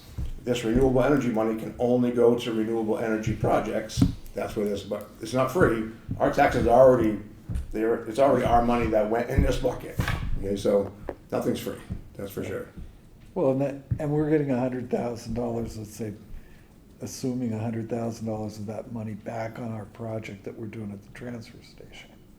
But it doesn't pay the $300,000, it only pays a third of it. So you're getting a third of the money back from the feds. Figure pick up another 10 grand from the state, and then you get the renewable energy credits on an annual basis. It still doesn't add up to $300,000. So we're offsetting our electric cost. So we have a cost that we're working against. I just don't, I can't figure out what you The guys only, are working the only against. concern here is that would there be a conflict of interest in the sense that we're getting that $100,000 back, Uh-huh. right? If this is a completely separate project and they have no bearing, I'm not saying they do, I'm saying if they don't have a bearing on one another, then what's the difference? The only reason I brought that up is they have to make an agreement with us to put it on our buildings. Agreed. So we are, in effect, in the business with them for another solar project. Agreed. So will the federal government allow you to tap that more than once? And that's the question, right? Sure. I don't disagree that Yeah. that could be a concern. I agree that that could be a concern. But Yeah, if it's that's- not, Well, then we I may still wanna wanna consider look at it. Oh, absolutely. I mean, Trust me. I'm a real skeptic when it comes to people saying they'll give you something for nothing. Oh, absolutely, absolutely. That's And what I I'm- mean, my concern more than anything is that this was potentially paid for with essentially printed money. That's not your problem, that's Congress's problem, but it could be our problem if, Our kids' problem. yeah, or our kid's problem, or, you know, so, Yeah, when you have an 18% tax rate or a 21% tax rate, you have an awful lot of headroom. It's like here, we have a $3 tax rate. We've got an awful lot of headroom before we run out of taxable money. So, sure, okay, it's printed money, it doesn't exist. No, it is within the budget that they've created. They don't want to fund the budget with taxes, that's a choice Congress makes as well. So I'm a little averse of saying, oh, you know, this is just running up the deficit. It isn't. Running up the deficit is not collecting taxes. That's what runs the deficit up. yeah, but that's not this conversation. This conversation is about that. I don't wanna get sidetracked on that. Yeah, and I'm not, and you guys can certainly outvote me, but I'm not at all interested in this unless I have a lot more information than this. Of course. I mean, this But, is just, so it's incumbent on us to make sure we ask to get him the questions. yeah. The question is, I need a business plan, I need a financial, I need some sort of information about who these people are. And also references. Have you done this anywhere else? We're 61 days into our lunch. Yeah. So I mean, Chris has done solar project for 25 years, but professionally, I mean, selling the projects. You've done that for 25 years. I mean, in I the state need of a California. cash flow analysis. Where's this going? I mean, you're saying we're gonna get some sort of return. I don't see a return happening. The return is that I'm a taxpayer in Tufton Borough. If the town doesn't have electric bill anymore, that's benefits all of us. Right, but we're paying for that currently. We're gonna But, put yeah. a solar, Chip's argument is that we're already taking care of that, so yeah, anything else we would make here would go to our bottom line. right. Just like the EV station. I mean, it's similar. You're in business with Supernova. No, You I want- understand the EV station, cause you're actually tagging somebody's credit card to buy the electricity to put in their car. And you're charging them $50 a fill up. I understand that business model. That makes sense, I suppose. It's no different than having a gas station. You're just using electricity. Yeah. This other business of putting solar panels all over the world at no cost doesn't make any sense to me. Whose credit card are you tapping? I think collectively we're intrigued, but we need to hear a lot more. Sure. And the black and white is what Yeah. it comes down to. We're Yeah. very paperwork oriented in the Sure. sense that we want to see. Yeah, and it has to work. I mean, we get elected, and the assumption is we don't leave the place worse off than we started. And if we fall into a deal that's just some sort of Ponzi scheme, Sure.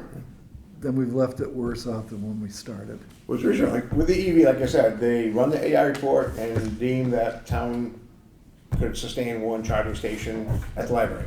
Yeah.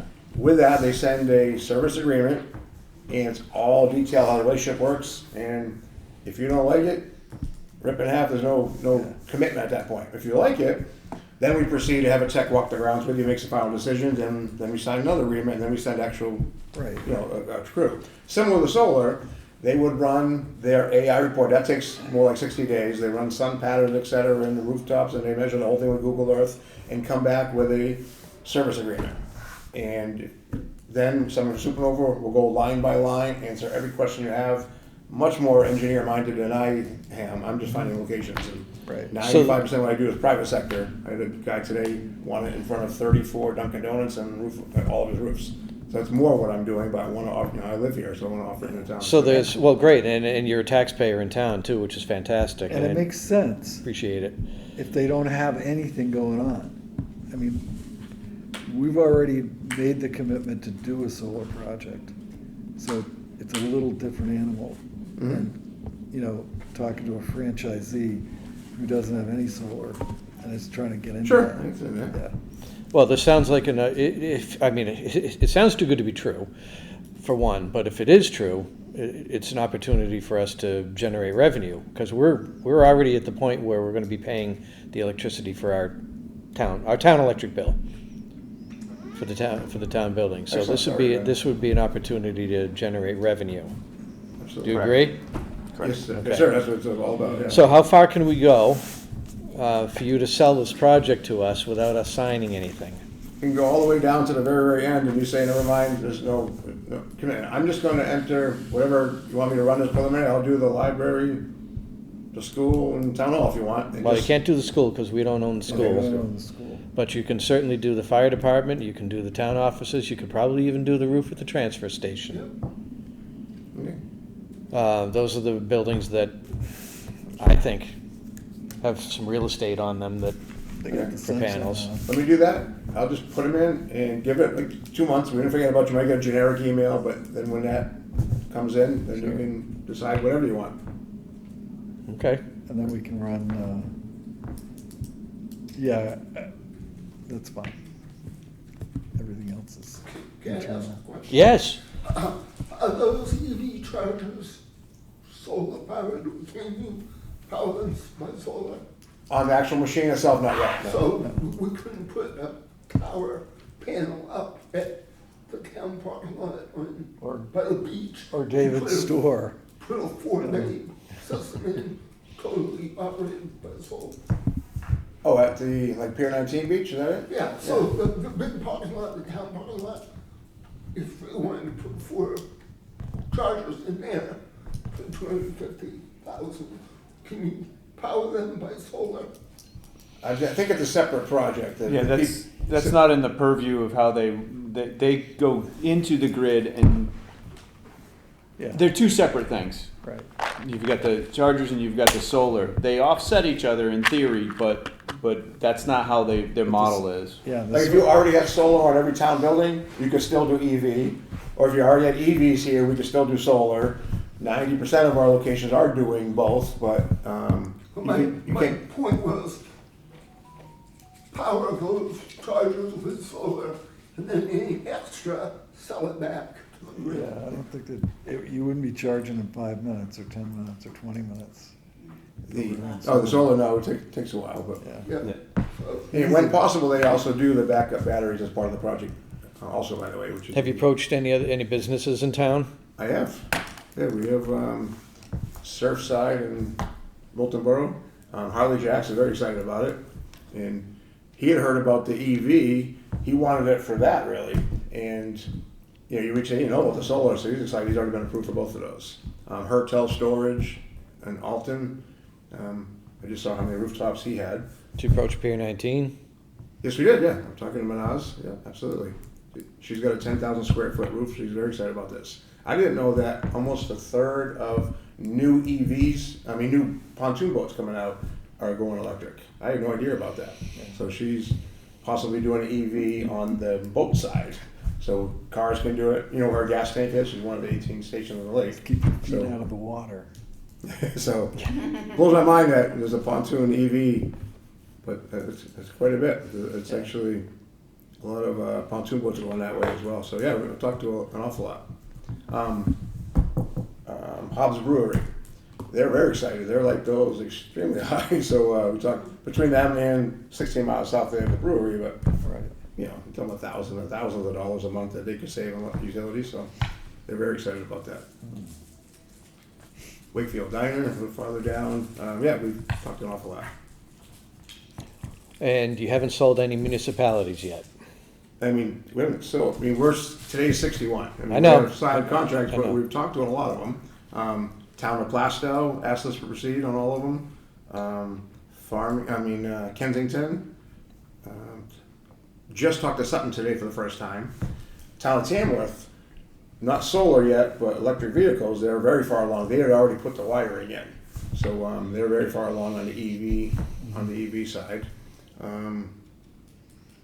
I talked to the city of Philadelphia. I'm actually part of that project. They're doing one school as a pilot for the solar project. So this is a national project we're doing. I'm mostly northeast. I do have a quadrant in Florida I'm running as well, but we're doing a lot of these for sure. All right. Well, Oh, I'm you sure get it's a some great homework. idea. The concept's great. I just need to figure out how it works. Sure, I understand that. Well, I appreciate your time, everybody, very much for having me, and I hope this works out for everybody, but Yeah. I'll certainly put the addresses in, and, Mr. Commissioner, you the point on this? Correct. Okay, very good. All right, have a great day, everybody. All right, thanks, Johnny. Thanks so much. All right, transfer station. Transfer station. So I finally got the answer to my question on the transfer station. When I saw the $1,800 bill for parts, and I'm thinking, where's the labor? Yeah, that other $10,000. yes, and that's, if we're jumping into that backhoe repair, that's on the light side. They gave me a preliminary quote of 16,000 and some change, but I think that's probably gonna at least start right around 25, because, I'm doing bolt, the bolt's gonna break. You're gonna take one part off, you're gonna find some other part in disrepair. That backhoe has never had major maintenance done. So, while I've been here, we've been, doing this yearly maintenance, but it's never had a big PM, and it's getting time. Yeah, 25,000 that I'm estimating does not include rental. I have spent the past couple weeks making different phone calls to Right. places, and less and less places are renting houses. So I still haven't found a rental that we can use in place of that one if we do decide to get fixed. So where are you gonna get the money to fix this? Where we I'm hoping we can get it from the equipment repair, equipment purchase. The fund that we have. Warrant article. Yeah, the warrant article, that's what I was thinking, the capital money that, We've put, you know, That's kind of what that's there for. 100,000 last year and 50 the year before that. I mean, I think there's plenty of money in there. It's just a matter of, you know, knowing and numbers. I'm not having an exact amount until I get the machine there. we have to see how that warrant article is worded. Yeah. I don't remember.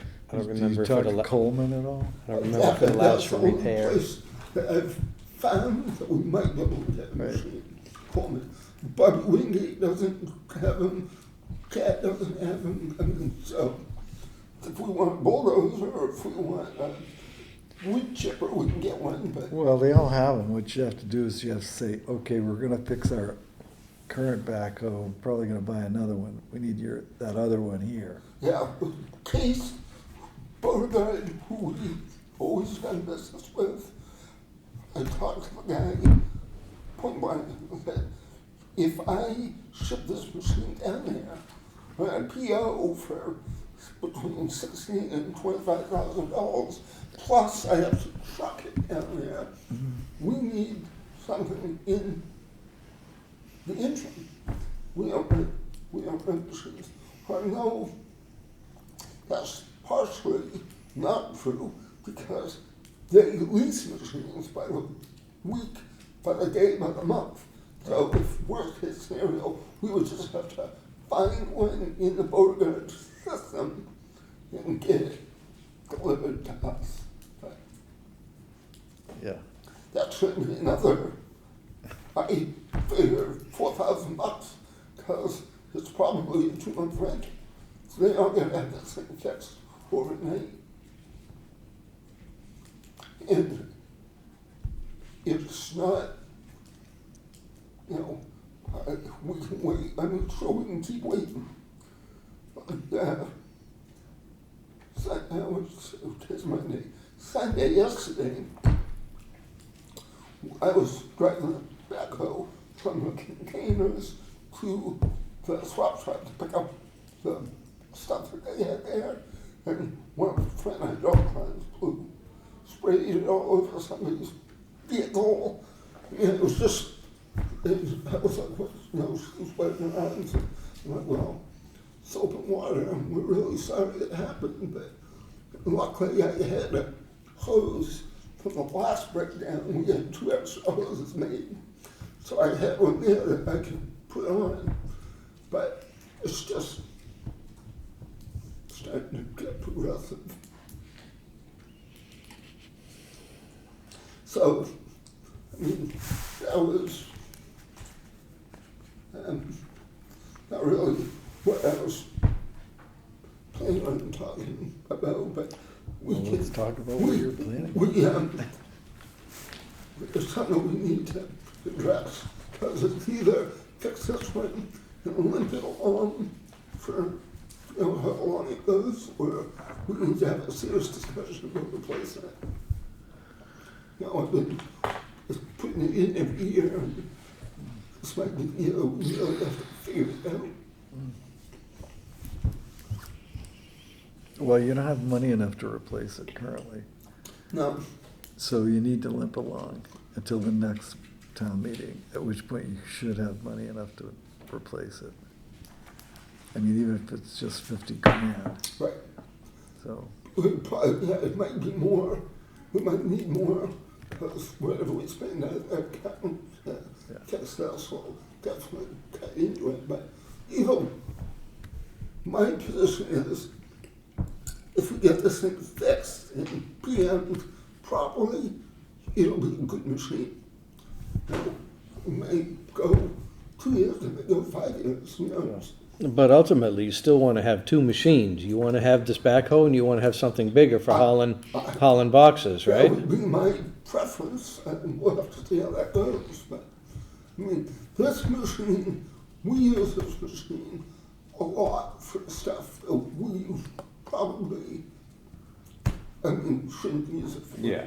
We push up the steel pile, we push down the brush pile, I mean, it's a piece of construction equipment, but really, what we should earmark that for is squeezing the thumb in the containers, breaking up the CD, condensing it, and giving us more room for the CD. Yeah. It's too small for some of the other things we use it for. It's far too small and underpowered to be moving containers. I mean, I'm pretty sure that, I mean, I can't get anybody to tell me definitively, but when we hook the cable onto that and pull out a CD container or you try to move it, you can feel the machine squat and torque.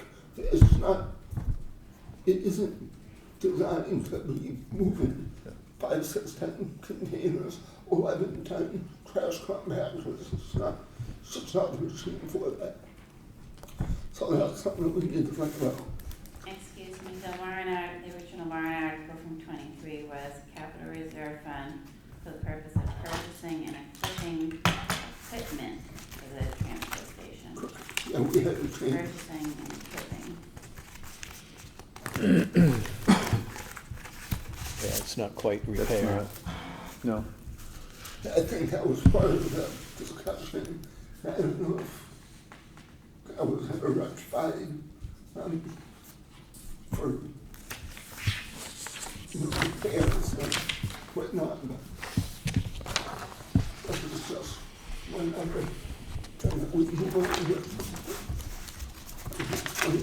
I'm trying not to still work my numbers into a fashion that makes them blatantly obvious, so that you guys don't have to go fishing around and looking in 10 different places.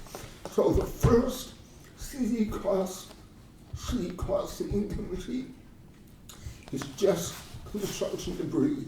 And I'm just going to rip the Band-Aid off and tell you that as of July, we were behind 2,600.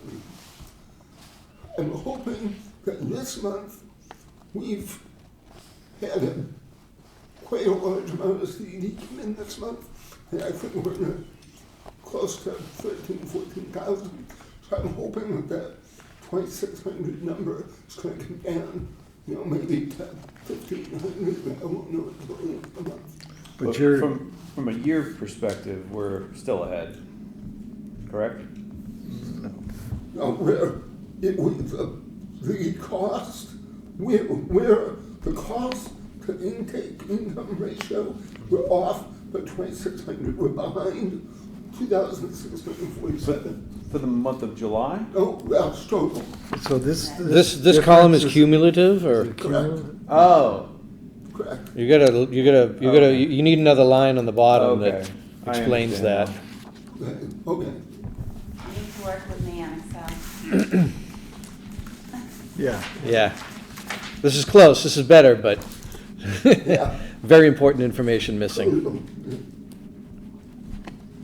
Yeah, no, that total deficit is 2,647 for all the cities we've this year. That's a year-to-date total. Correct. Yeah, the difference total is kind of the balance in a checkbook. The difference total is, Right. that's just, that doesn't reflect a check or, it's just a total of, So how'd you go from a positive of almost $3,000 in April to a negative of $880 in May? I wish I could answer that question. It baffles me, but that's how it happens. And then another cumulative, it's just, after April, it just tanks. Yeah, well, Yeah, it does. It went down considerably, and our income has gone up. And Actually, since March it's tanked, because you were at a high of, you had $6,700 in the bank in March. right, And it's gone down ever since. and I think part of it is how the containers are compacted, how they're, the more that we get out in the container, we get charged by movement and weight. If I send out 19 pretty full containers, it's more expensive than if I send out 15 very full containers. So I think part of this is just getting the guys. There's 3 people that run the back on me, Barry, and Rich. We train Rich up.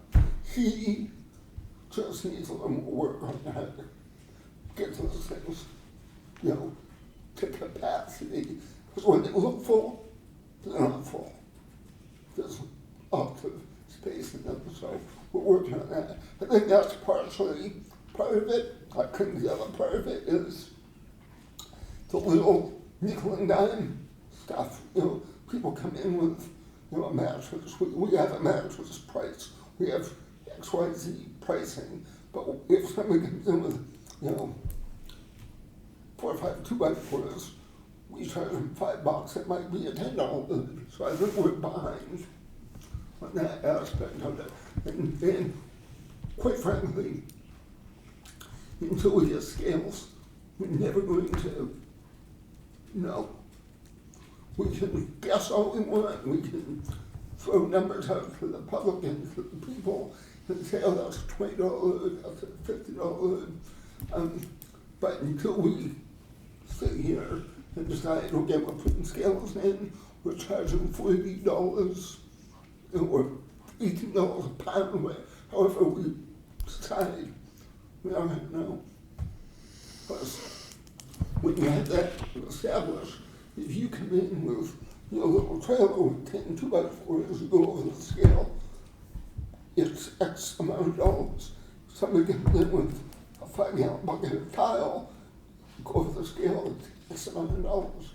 If a guy comes in with a big dump trailer, it's X amount of dollars. It's very consistent.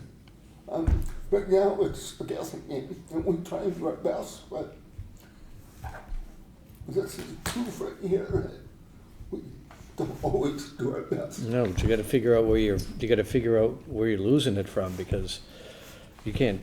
Yeah, but if you have a pickup truck and you charge X amount for the pickup truck, and one pickup truck has bricks in it, and the next pickup truck has wood, it's so different. Correct. And we have folks that come in with a trailer vinyl siding, Yeah.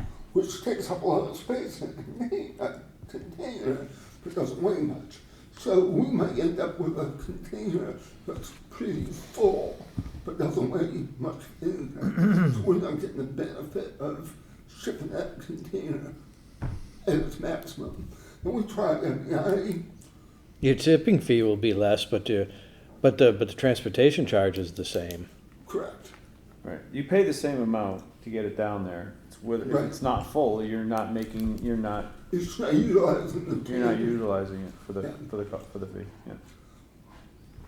On the other side of the coin, the second page that I gave you folks, it's just a brief synopsis of savings and income. If you look at the savings just on our recyclables, we're at about 12,642. That's savings that we did not pay to ship out To to dump. Yep. MSW. Then my next line is recyclable income. That's any money that we earn as a town from shipment of our recyclables. And you can see that we're, 13,000 so far we've got on the recyclables. So, We're not making any money on glass, Correct. but we're saving a ton by pulling it out of the trash. Right. correct. correct? And that's, I come up with those numbers by taking how many tons that we ship by what the waste management charges per ton. Right, And right. that's just, it's not real money, but it's money saved. Well, it's money that if we didn't do any recycling whatsoever, we'd be paying an extra 12,000. bucks. Yep. So, I mean, that's basically, $25,000 worth of pretty much savings to the town right there. Just for this month. And I think I've got a good price lined up for the aluminum.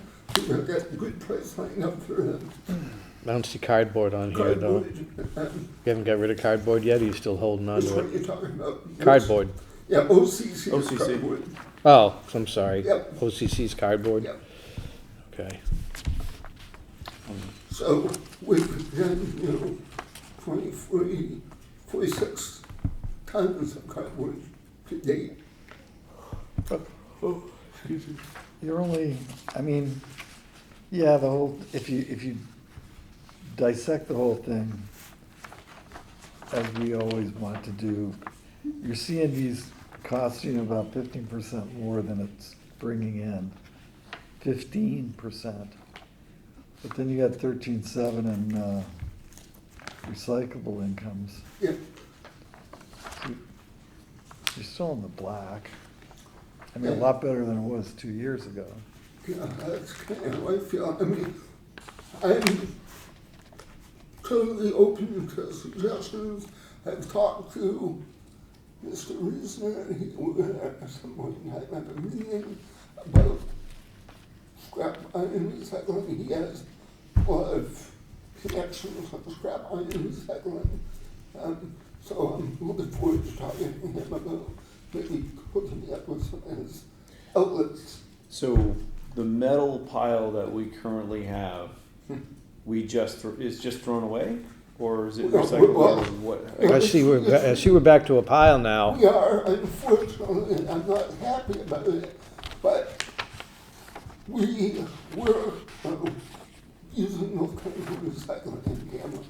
Recently, unfortunately, the owner passed away. His family doesn't want to carry on with the business, so they've sold the business, the building, all the equipment. So that is going to end with this next pickup. We won't have a container. I'm trying to work with another company through NRA to bring us 2 containers. But they want me to sign a release that says I guarantee there won't be mercury devices, I guarantee there won't be batteries, I guarantee there won't be, I can't guarantee that. We don't physically touch every piece of metal goes in that container, so I can't get that guarantee. Is this, Right? Harding Metals? No, I use Harding for some of my stuff now. Yeah. But the company's name is Radius Recycling. Never heard of them.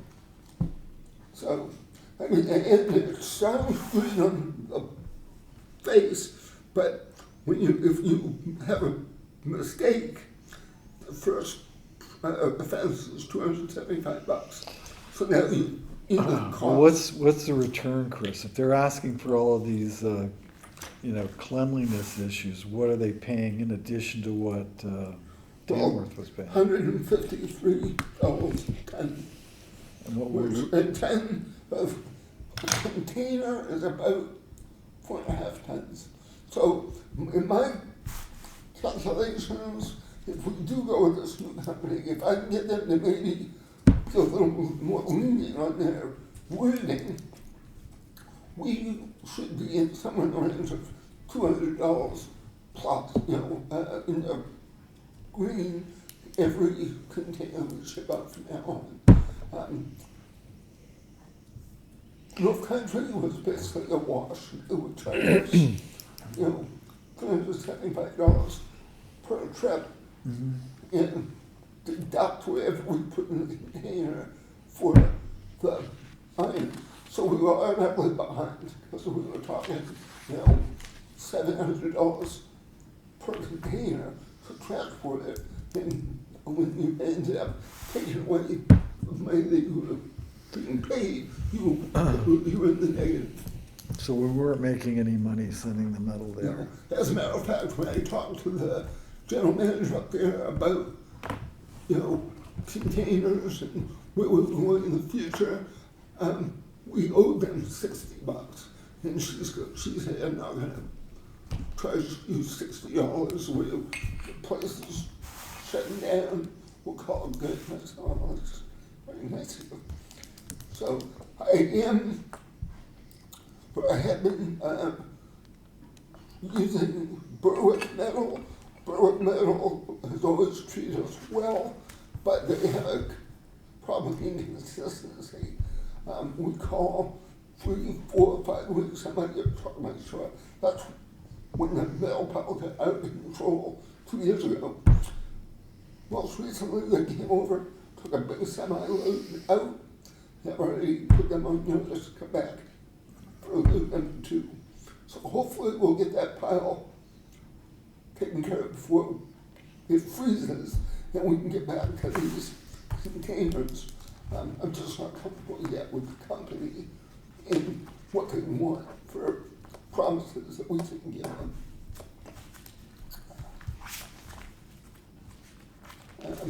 But I'm waiting on Berwick for that last load to let me know how much money we, where it plays out. But I think it would probably, somewhere in the neighborhood of $300 probably end up making on that last load.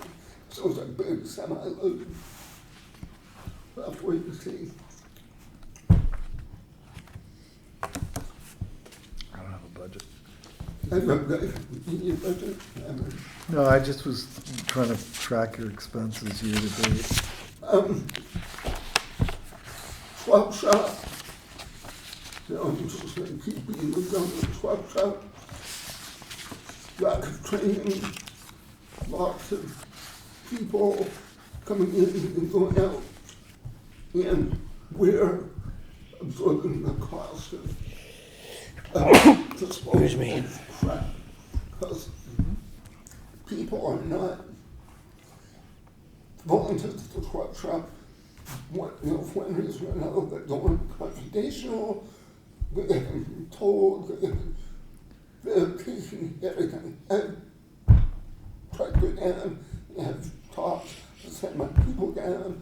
I'm pretty close to sending somebody down and just posting them there. Because everything is being accepted. If this is broken, we'll just throw it in a pile to get disposed of. If this doesn't work, we'll throw it in a pile to get disposed of. Well, now we're almost the cost of a whole container. We're $922 roughly into it for the season, which basically pays for one container. So if you took that 922 and added it to the 2,600, we'd be 1,700 off. So this is all stuff that would have gone into a C&D container? Yeah. Okay. Yep. And it's just, you just look down there, there's a pile every day, 2, 3, sometimes 4 bucket loads. My God, this is a generous average. I say 2 bucket loads per open day per month. But some days we go there and we make 4 trips to the dumpster. Yeah, there's always going to be some, but and I know that I know that we have a couple of volunteers down there that are good about the rules, and they refuse things that they shouldn't take. But we do also have a couple of volunteers that take everything. So hold on. Let's think about this for a second. If they come to the swap shop Yep. to drop off something, let's just say we rejected it, where would it go? In the proper containers, like a bureau, for example. Somebody might drop off a nice bureau, Or not so nice bureau. or not so nice, but either way, they'll try to drop off a bureau. you have a volunteer that may accept it, and you have another volunteer that say, no, no, no. But that piece of furniture, if it gets rejected, it should go into the C&D container. Correct. And they should pay a fee for it. So that's what they're doing, is people are bringing stuff to the swap shop Dumping it. and dumping it at the swap shop because they don't want to pay to get rid of it. And it may be a good, anything with a cord, a lamp. You can't even take a lamp, but big pieces of furniture, things like that, they should go into the C&D container and pay to get rid of them. And they're not. That's my point. Is I'm not proposing we do away with the swap shop or,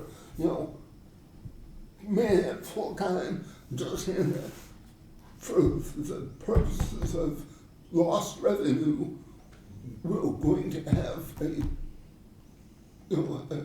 item there. Next year I'm going to put on my budget a line item for swap shop. So that if we have an expense, porta party, I pay Really? for the porta party. No. But we use it for No. that. So I'll have it, I'll No, have it all broken down for you. you can give it to us. No, on a line of item on your budget. So I'm gonna put that I mean, out. essentially, you've explained where the 15% of your C and D Right. override is. I mean, that's basically it. Yeah, but, well, You got part of it, 15, yeah. yeah, a bunch of it. So you got people that aren't paying to have their C and D taken away. I mean, the other, well, no, we can't go there. I'm sorry. Do we need to go into non-public? Yeah, because I want to discuss an item you guys did. I came up with, I wasn't here for last meeting. Under, Worker? discipline, Yeah, that's correct. This is the Is this, charge DWI? no. is this the first one, A32A? Oh, wow. Can't say that? This is, So we're not public. Considering Not yet. Oh, geez, sorry, Cameron. sorry, 7, 8, folks. I got a copy for you here. No, wait a minute. We're not in public yet. No one's made a vote yet. Oh, We I'm need a just, vote to go into. hold on, everybody, let me ask a question, please. sure. Which one are we gonna be going into? Is it the first one, 91A:3, 2A? That's all I wanna know. No, see. C, matters which if discussed in public would likely adversely affect the reputation persons, okay. I would make a motion that we go into non-public under RSA 91A:3, 2C. Matters which if disclosed in public would likely affect adversely the reputation of any person other than a member of this board, unless such person requests an open meeting. This exemption shall extend to include any application for assistance or tax abatement or waiver of a fee, fine, or other levy if based on ability to pay or poverty of the applicant. I'll second. All those in favor by roll call? Albee? I'll be aye. Murray, aye. Duffin, aye? Okay.